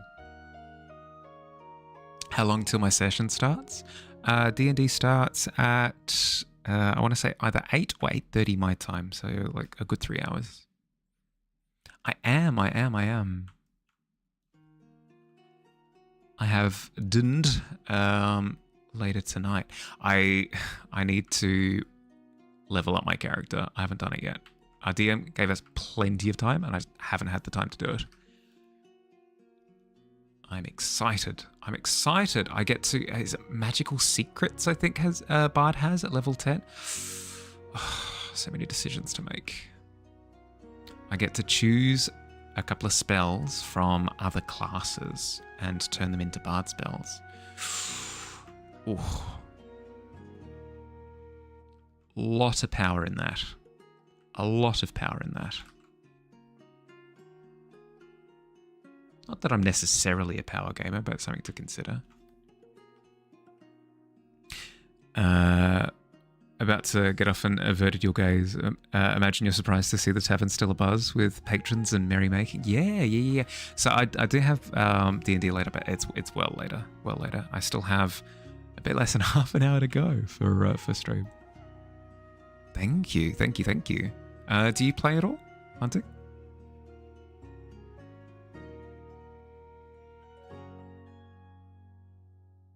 Hip hip hurrah! Hip hip hurrah indeed. Oh no. As you raise your tankard, you are a little bit tipsy and you phase through the floorboards. You do find yourself hovering in the goblin pit. So sorry. You missed the tankards. Perfect. You had your weekly session. For the first time, you've had a chance to play a Ooh. What kind of paladin? I'm not too familiar with paladin. I've had one player one time play paladin. That's not true. One of the party members that I'm currently teamed up with is also a paladin. But she mostly just hits stuff real big. So I haven't seen like the spell side of it too much.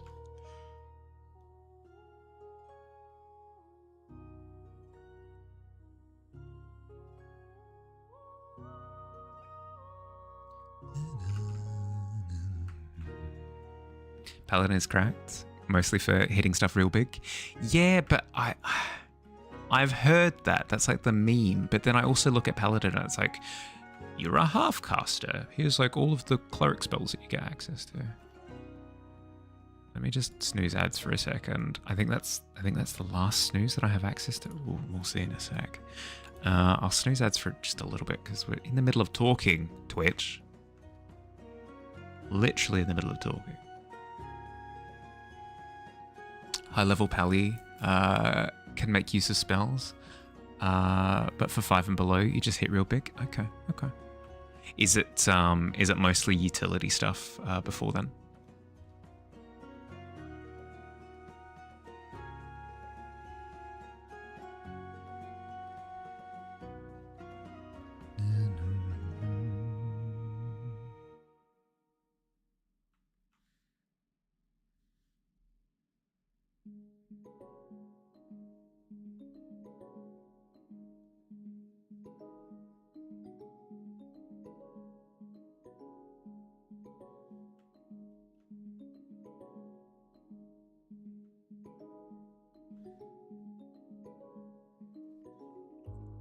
Uses a legendary resistance on Adheim. Yeah, stay back. Just the spells are too slow to cast, or you lose concentration real easy. Ah, yeah, that's fair. That is fair, especially if you're frontlining. Still learning how it works for now. Since your character is a warforged, you're trying to make it as tanky as possible. Yeah. Yep. How'd the first session go?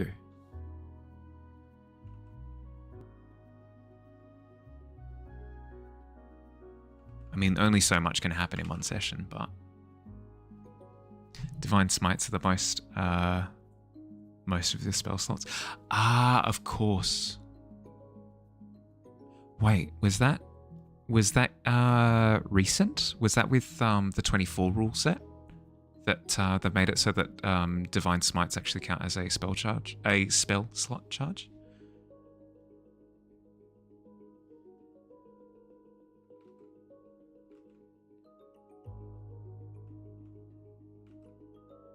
That's back in 2014? Okay.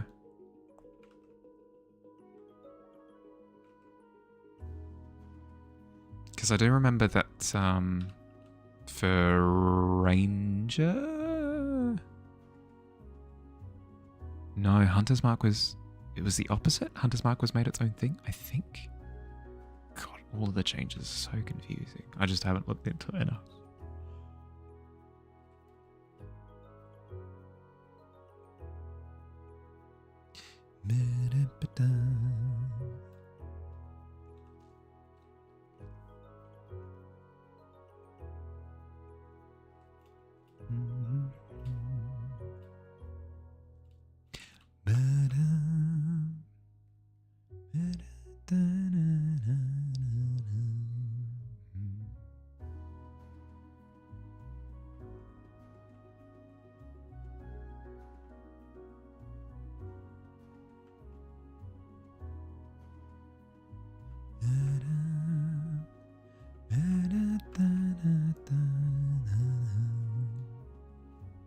Playing 5e because we all agreed that 5.5 changes were not ideal. Just to be kind with the statement. I feel like they're different. I feel like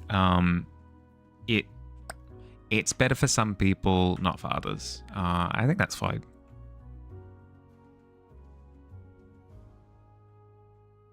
But I can't say for sure. Like, I can't say with conviction until I actually play with the 2024 rule set.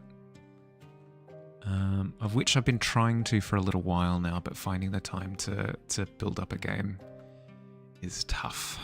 It's a little bit tough. Right now, at least.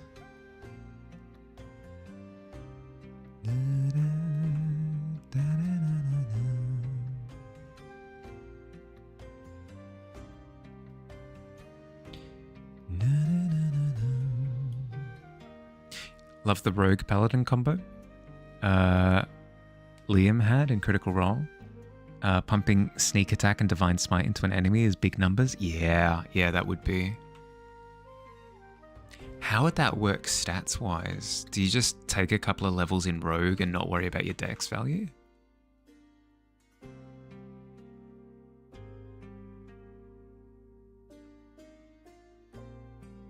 Because splitting between strength, charisma, dex, constitution, you'd be stretched a little bit thin. Session was great. Almost all just roleplay. There's another Warforged in the party that is having an identity crisis. Oh my goodness, yes. I mean, sucks for that character, but very fun. If you're a paladin first and a rogue second, yeah.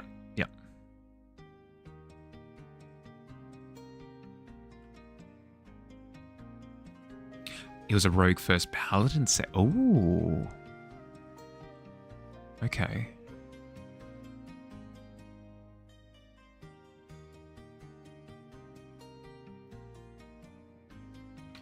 Interesting. I find paladin really difficult as a concept to tack onto something else. But you totally could. There's nothing stopping you.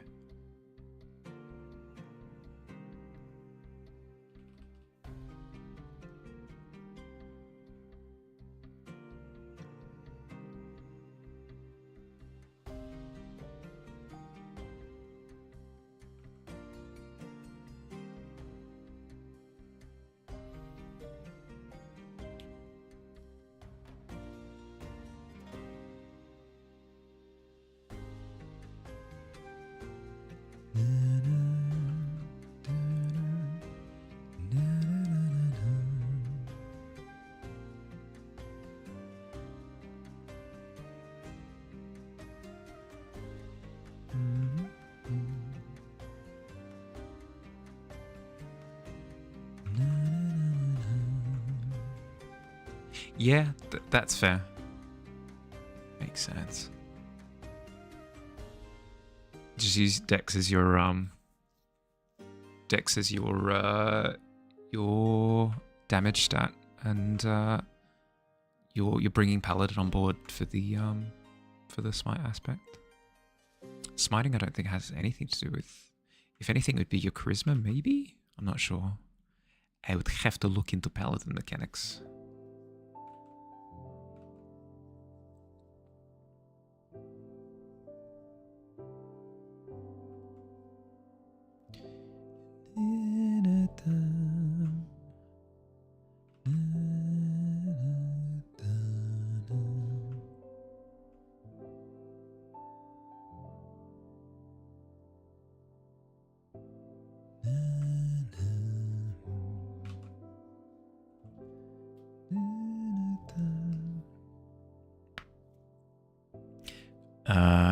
Paladin of the Raven Mother, so it wasn't thematically that crazy for a swashbuckling roguish type. Yeah. A little bit more of a devious variation on the Paladin. At the Switch 2 ads, I still strongly feel that the Switch 2 is very much so a if it caters to you kind of console. Hello?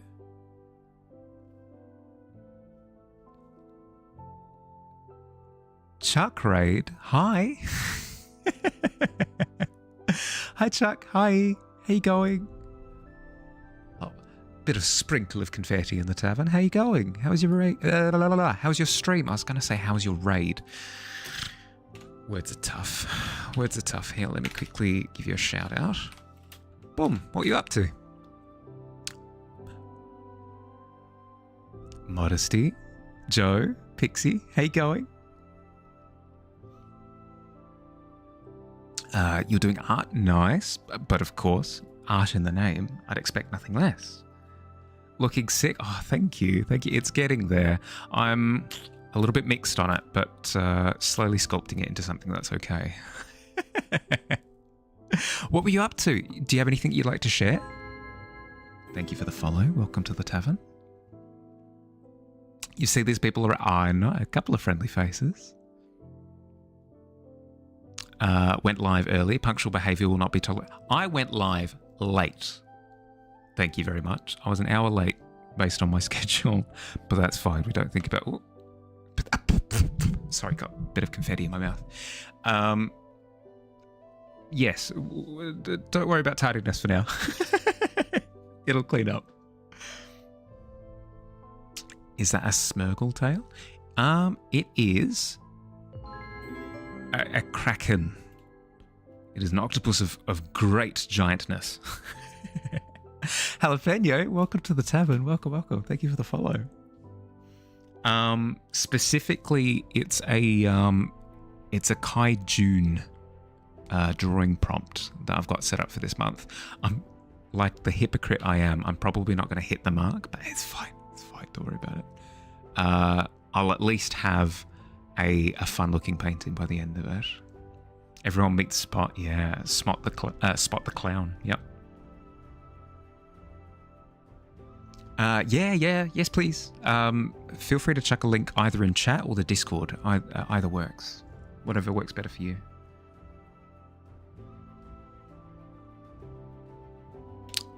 In front of me. Oh no, sorry. Yeah. It is. It's my magic item. I'm currently a paint wizard, a paint sorcerer. But that changes. I'm very fickle when it comes to what magic item I'm using at the time. A fun paint. Katie, no. Katie, ooh. I'm now a glue stick cleric. Okay. Kaiju was looking sick already. Oh, thank you. It's getting there. So what I did today was I cleaned up the line work a little bit, added some extra detail stuff, fixed up the perspective, then did a lighting pass So that's what it was before. Applied lighting, and now I'm going through and starting to add a little bit of color, just a splash.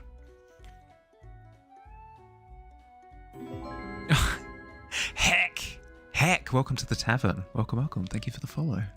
How you going? Oh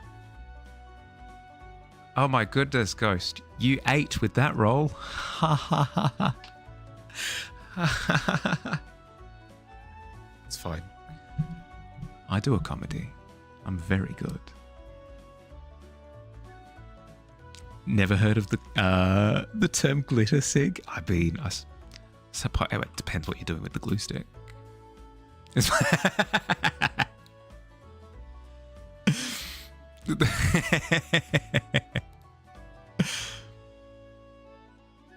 Got a super strong follow there with Heck. Oh, I mean, just vibe and presence alone. Yeah. How you going, Heck?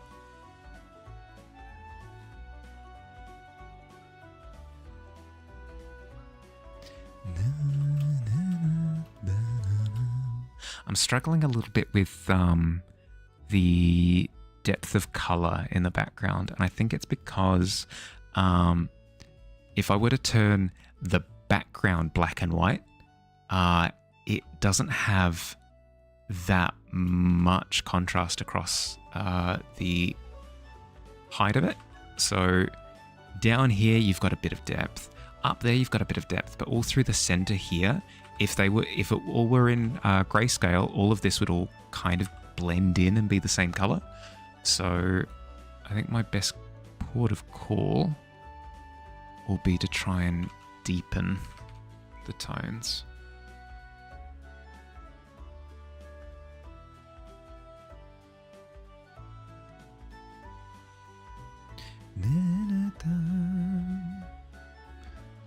I was just ranting and raving about contrast earlier today, so if anything, I'd be a hypocrite if I didn't push it to 11. What's the cutout in the corner of Spot's head? That's a bit of architecture from the sea fort. So you've got sort of the balustrade section there. It's not called a balustrade, but whatever. Then you've got a corner of side building peeking over from off scene. Yeah, the tower. Yep. That's what the rope is dangling down from. You've lost a little bit of the detail work here with the draft, but that's fine. That's fine. I can always address that later. Oh my goodness, look, in the preview, sorry, just glancing over on the side, just adding that depth of red there has already done it. I wouldn't say it's finished, the changes I need to make, but means I'm along the correct railway track. Gonna look to get some rest. Have a lovely rest. Oh, thank you, Joe. I appreciate it. Yeah, please do rest up. I'll catch you around. Take care. Catch ya. I probably should. Thank you, Katie. Thank you for the reminder. I should probably do like a full-on proper introduction. Hi, I'm Harley. Nice to meet you. I'm a fantasy illustrator. I do all of the illustration stuff to do with fantasy anything. I do portraits, like D&D portraits like this. This is Dave. Wave to Dave. Hi, Dave. He's a little cutie. I do like people portraits as well. This is a self-portrait I did earlier last year. That was fun. I was a finalist in a portrait competition with that one. That was good. But my bread and butter is landscapey stuff, as you can probably tell by the cracking in the background. Kind of your larger pieces. So something like this, or these. This one. And then one that I completed this year is this one. Pretty chuffed with how this one turned out. This was quite fun. Yeah, that's my whole deal. This is what I do. I create illustrative images. in fantasy settings. That's my jam. Lovely to meet you.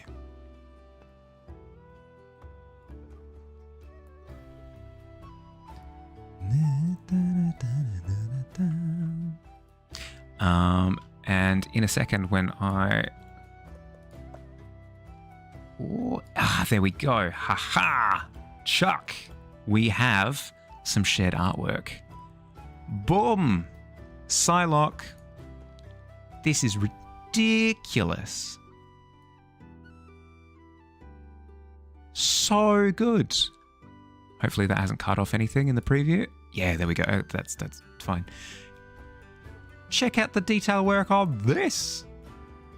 Jealous of the sort of graphic work going into the background there. That's fun.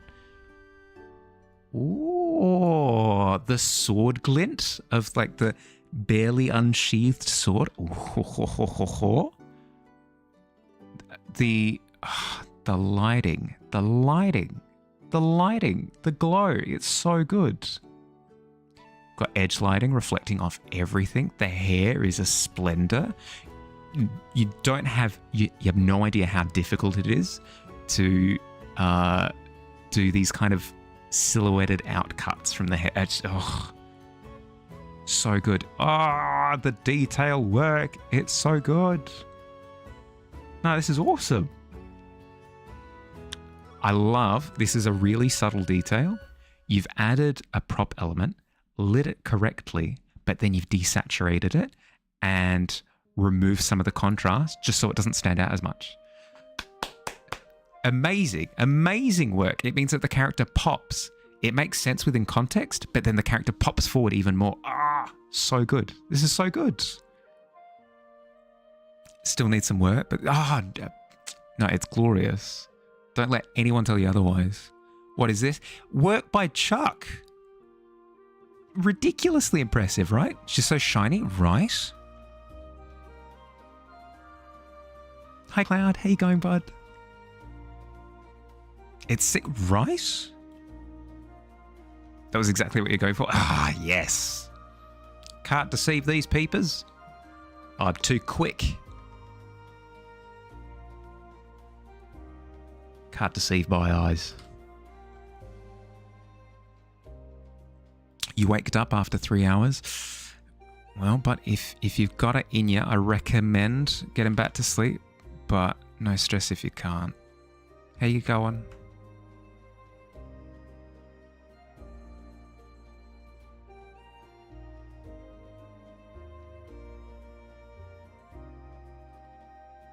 Gonna try in a bit. That's fair. That's fair.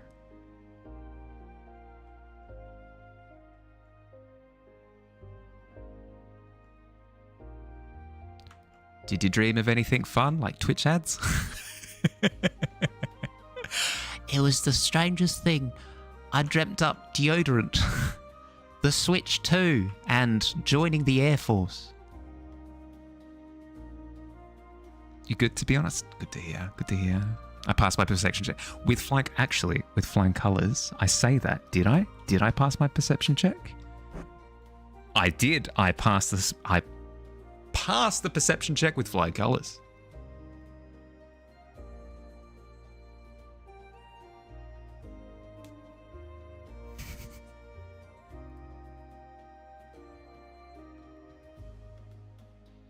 Okay, that depth of colour has immediately done exactly what I wanted it to, which makes me overjoyed. Let's see if I can continue that up here. That would be lovely.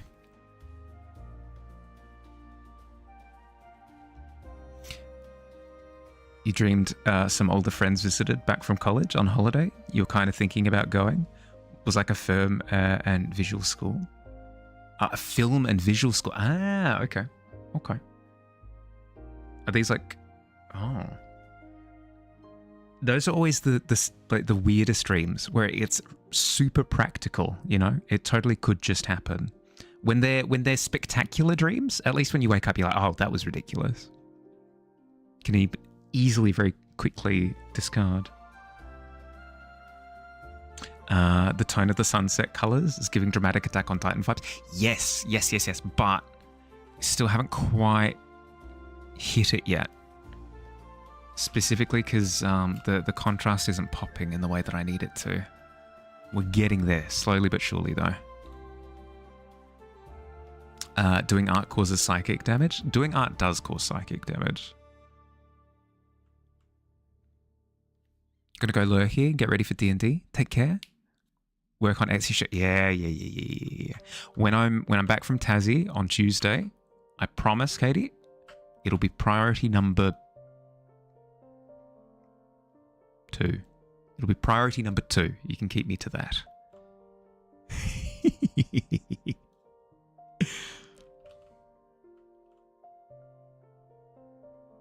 Oh, thank you.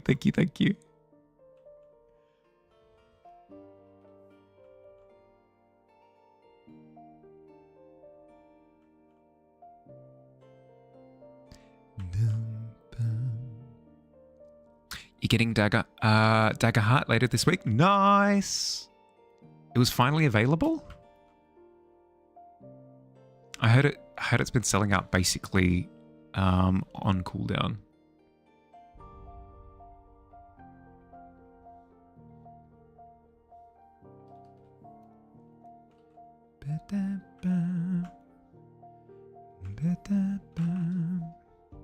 I don't think I can go full desaturation there. Maybe if I go dark brown?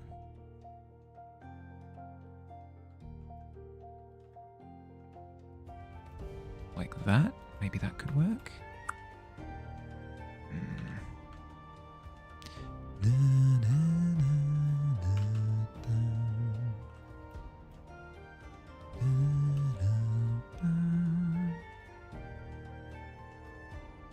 I think I also need to, I need to illuminate this section here more.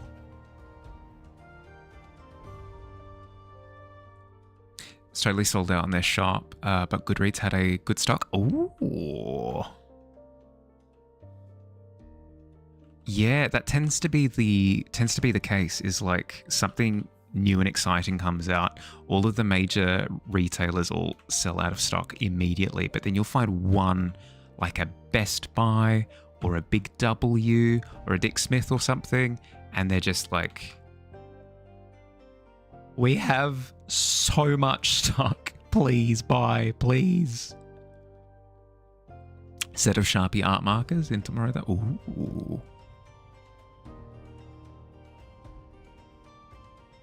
Do you have your heart set on something for them particularly?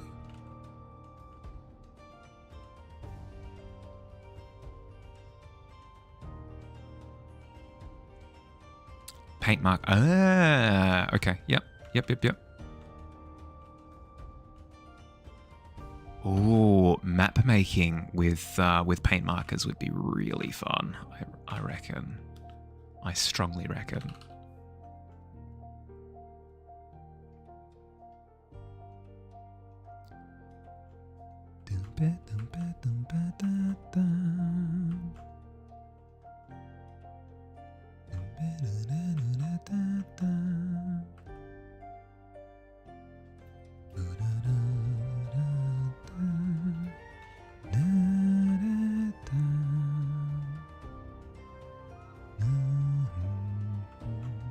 Nothing specific, but yeah, maps was an idea.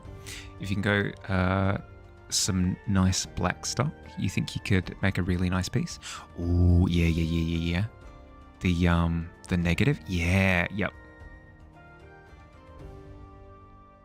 For the same reason, I've always loved what people do with chalkboards. It's so cool.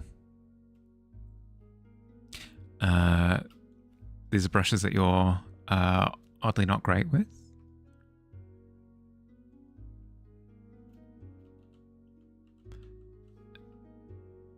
I'm confused. The paint pens? Or brushes that you're currently using? Yeah, okay. Well, only one way to improve. Brush tip markers? Yeah, okay. It'd probably be a familiarity thing, right?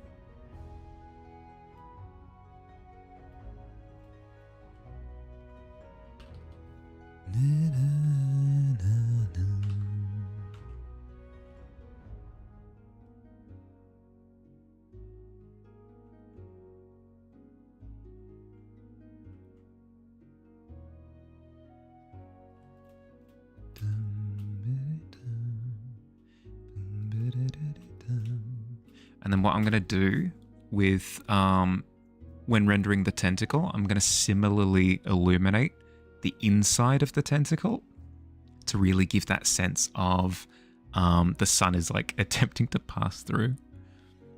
You'd think? I mean, it could be like skill issue, but not in a you're incapable of learning type of way, but in a you have to learn a particular type of skill in order to use them well. There are quite a few mediums like that where it takes like an insane amount of trial and error or just becoming familiar with the... Like, I feel that way with watercolor. Watercolor, I feel,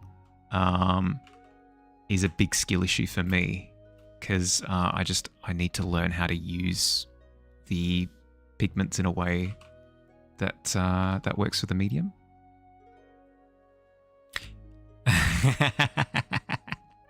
I know this one. Can I say it? Cloud? Or does it ruin the joke if I say it?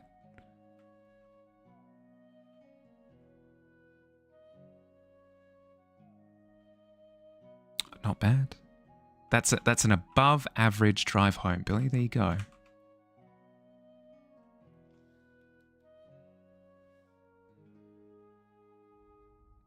You give it launch codes, it will be an evil arm. Excellent. That was taken in a direction that I was not anticipating. I love it.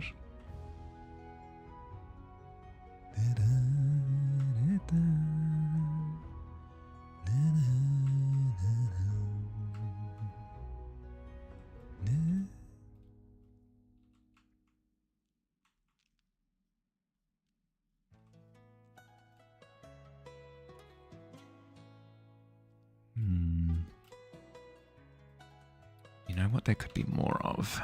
There could be more of a change between the two sides.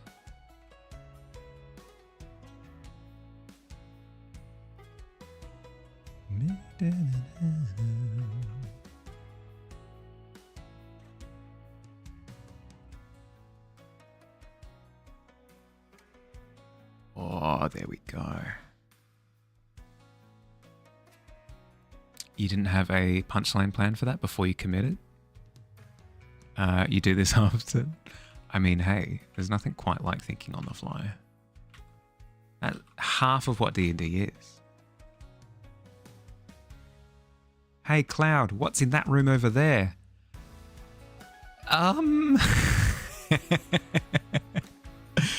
It's, let me just quickly roll a couple of tables.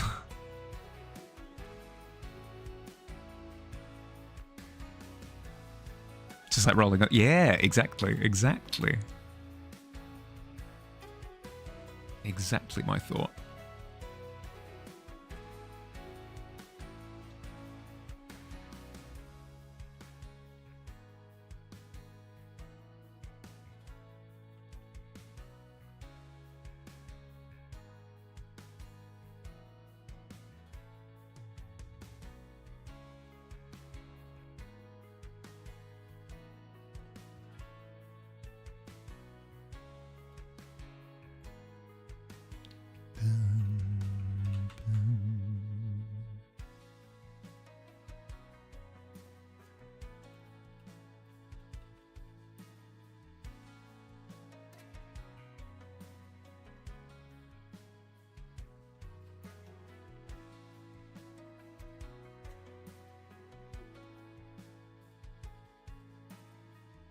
Okay. Got the contrast and movement that I want. The section through here still feels flat though. So maybe injecting a little bit of red or something could work. Your first giant king can wear one of the crystals on a ring and not fully know what it does? Yeah?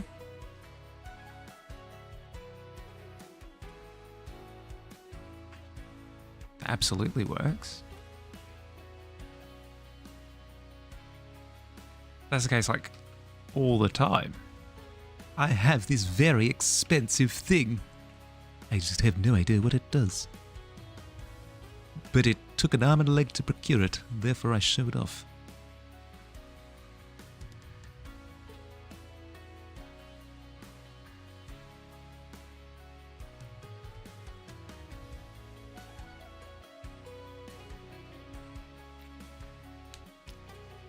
You're gonna lurk?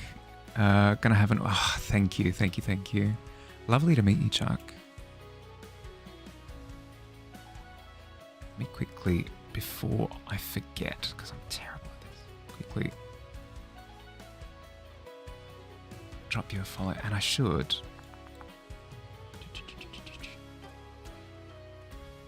Chaotic as well. Quickly, cheeky follow there. I always have to do it after the fact because I'm terrible at following up on these things.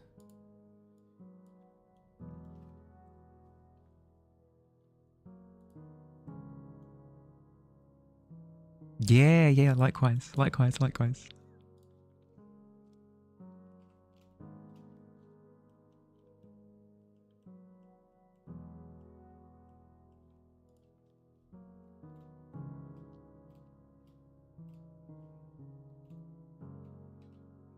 Thank you, Cloud. I appreciate it.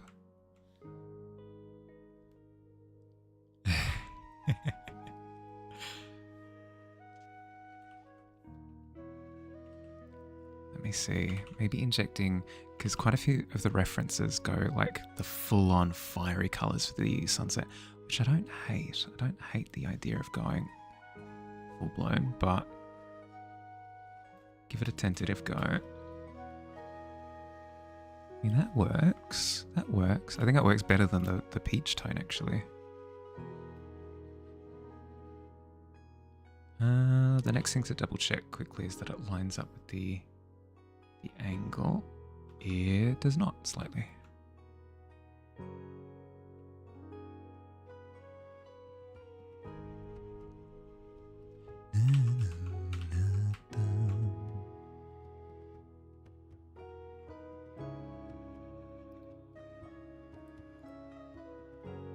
Last cheeky snooze, and that's all of my snoozes done. I have no more. I can snooze ads no longer.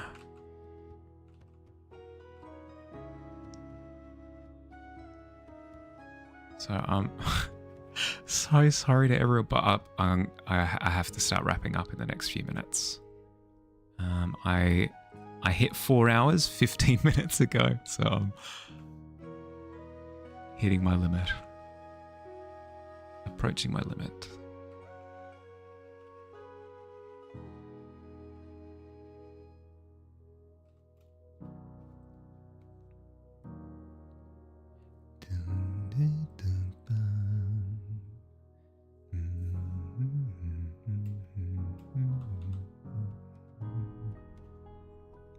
Batman has no limit. True. Tragically, no matter how hard I wish for it, I am no Batman. It's such a darn shame because I reckon it would have been fun too. It is all like the wire work and stuff. Ugh.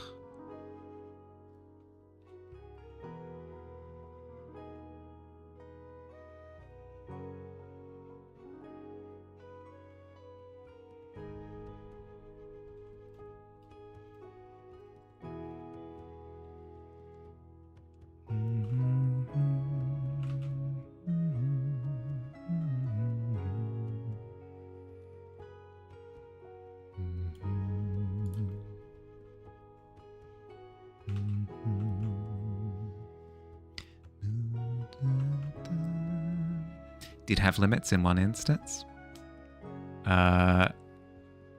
He couldn't turn his head. Ooh, that's true. No, that is that. See? What do you say about that, Ghost? Hmm?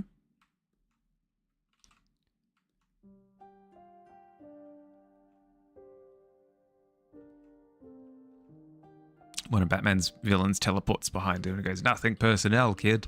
And then Batman goes, "No, wait. Give me a second. Where are you?" "I can see. Help." Ten's entire body. Yep.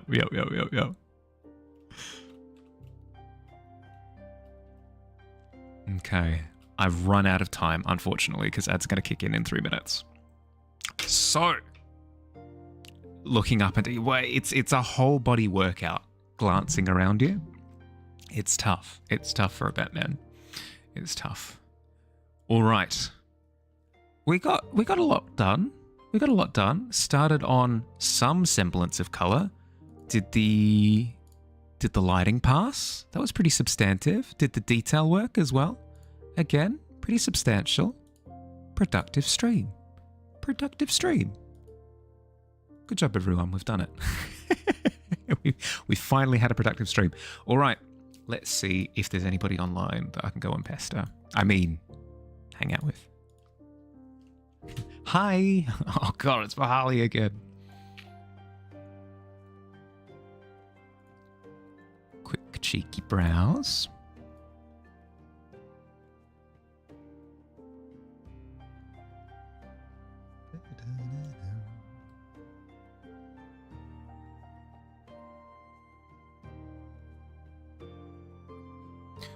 Ooh. Ah. Ooh. Ah. There's a lot of really cool art, but I'm looking for something similar to my shtick.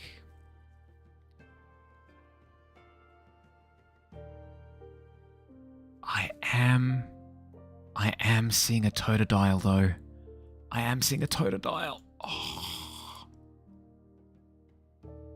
Okay. I can't help myself. I see Pokemon, I click. I have to. Boom. Locked in. Okay. Thanks for hanging out, everyone. Hope you had fun. Yeah. It'll be a late stream tomorrow. Evening stream tomorrow, I should say. Look forward to that.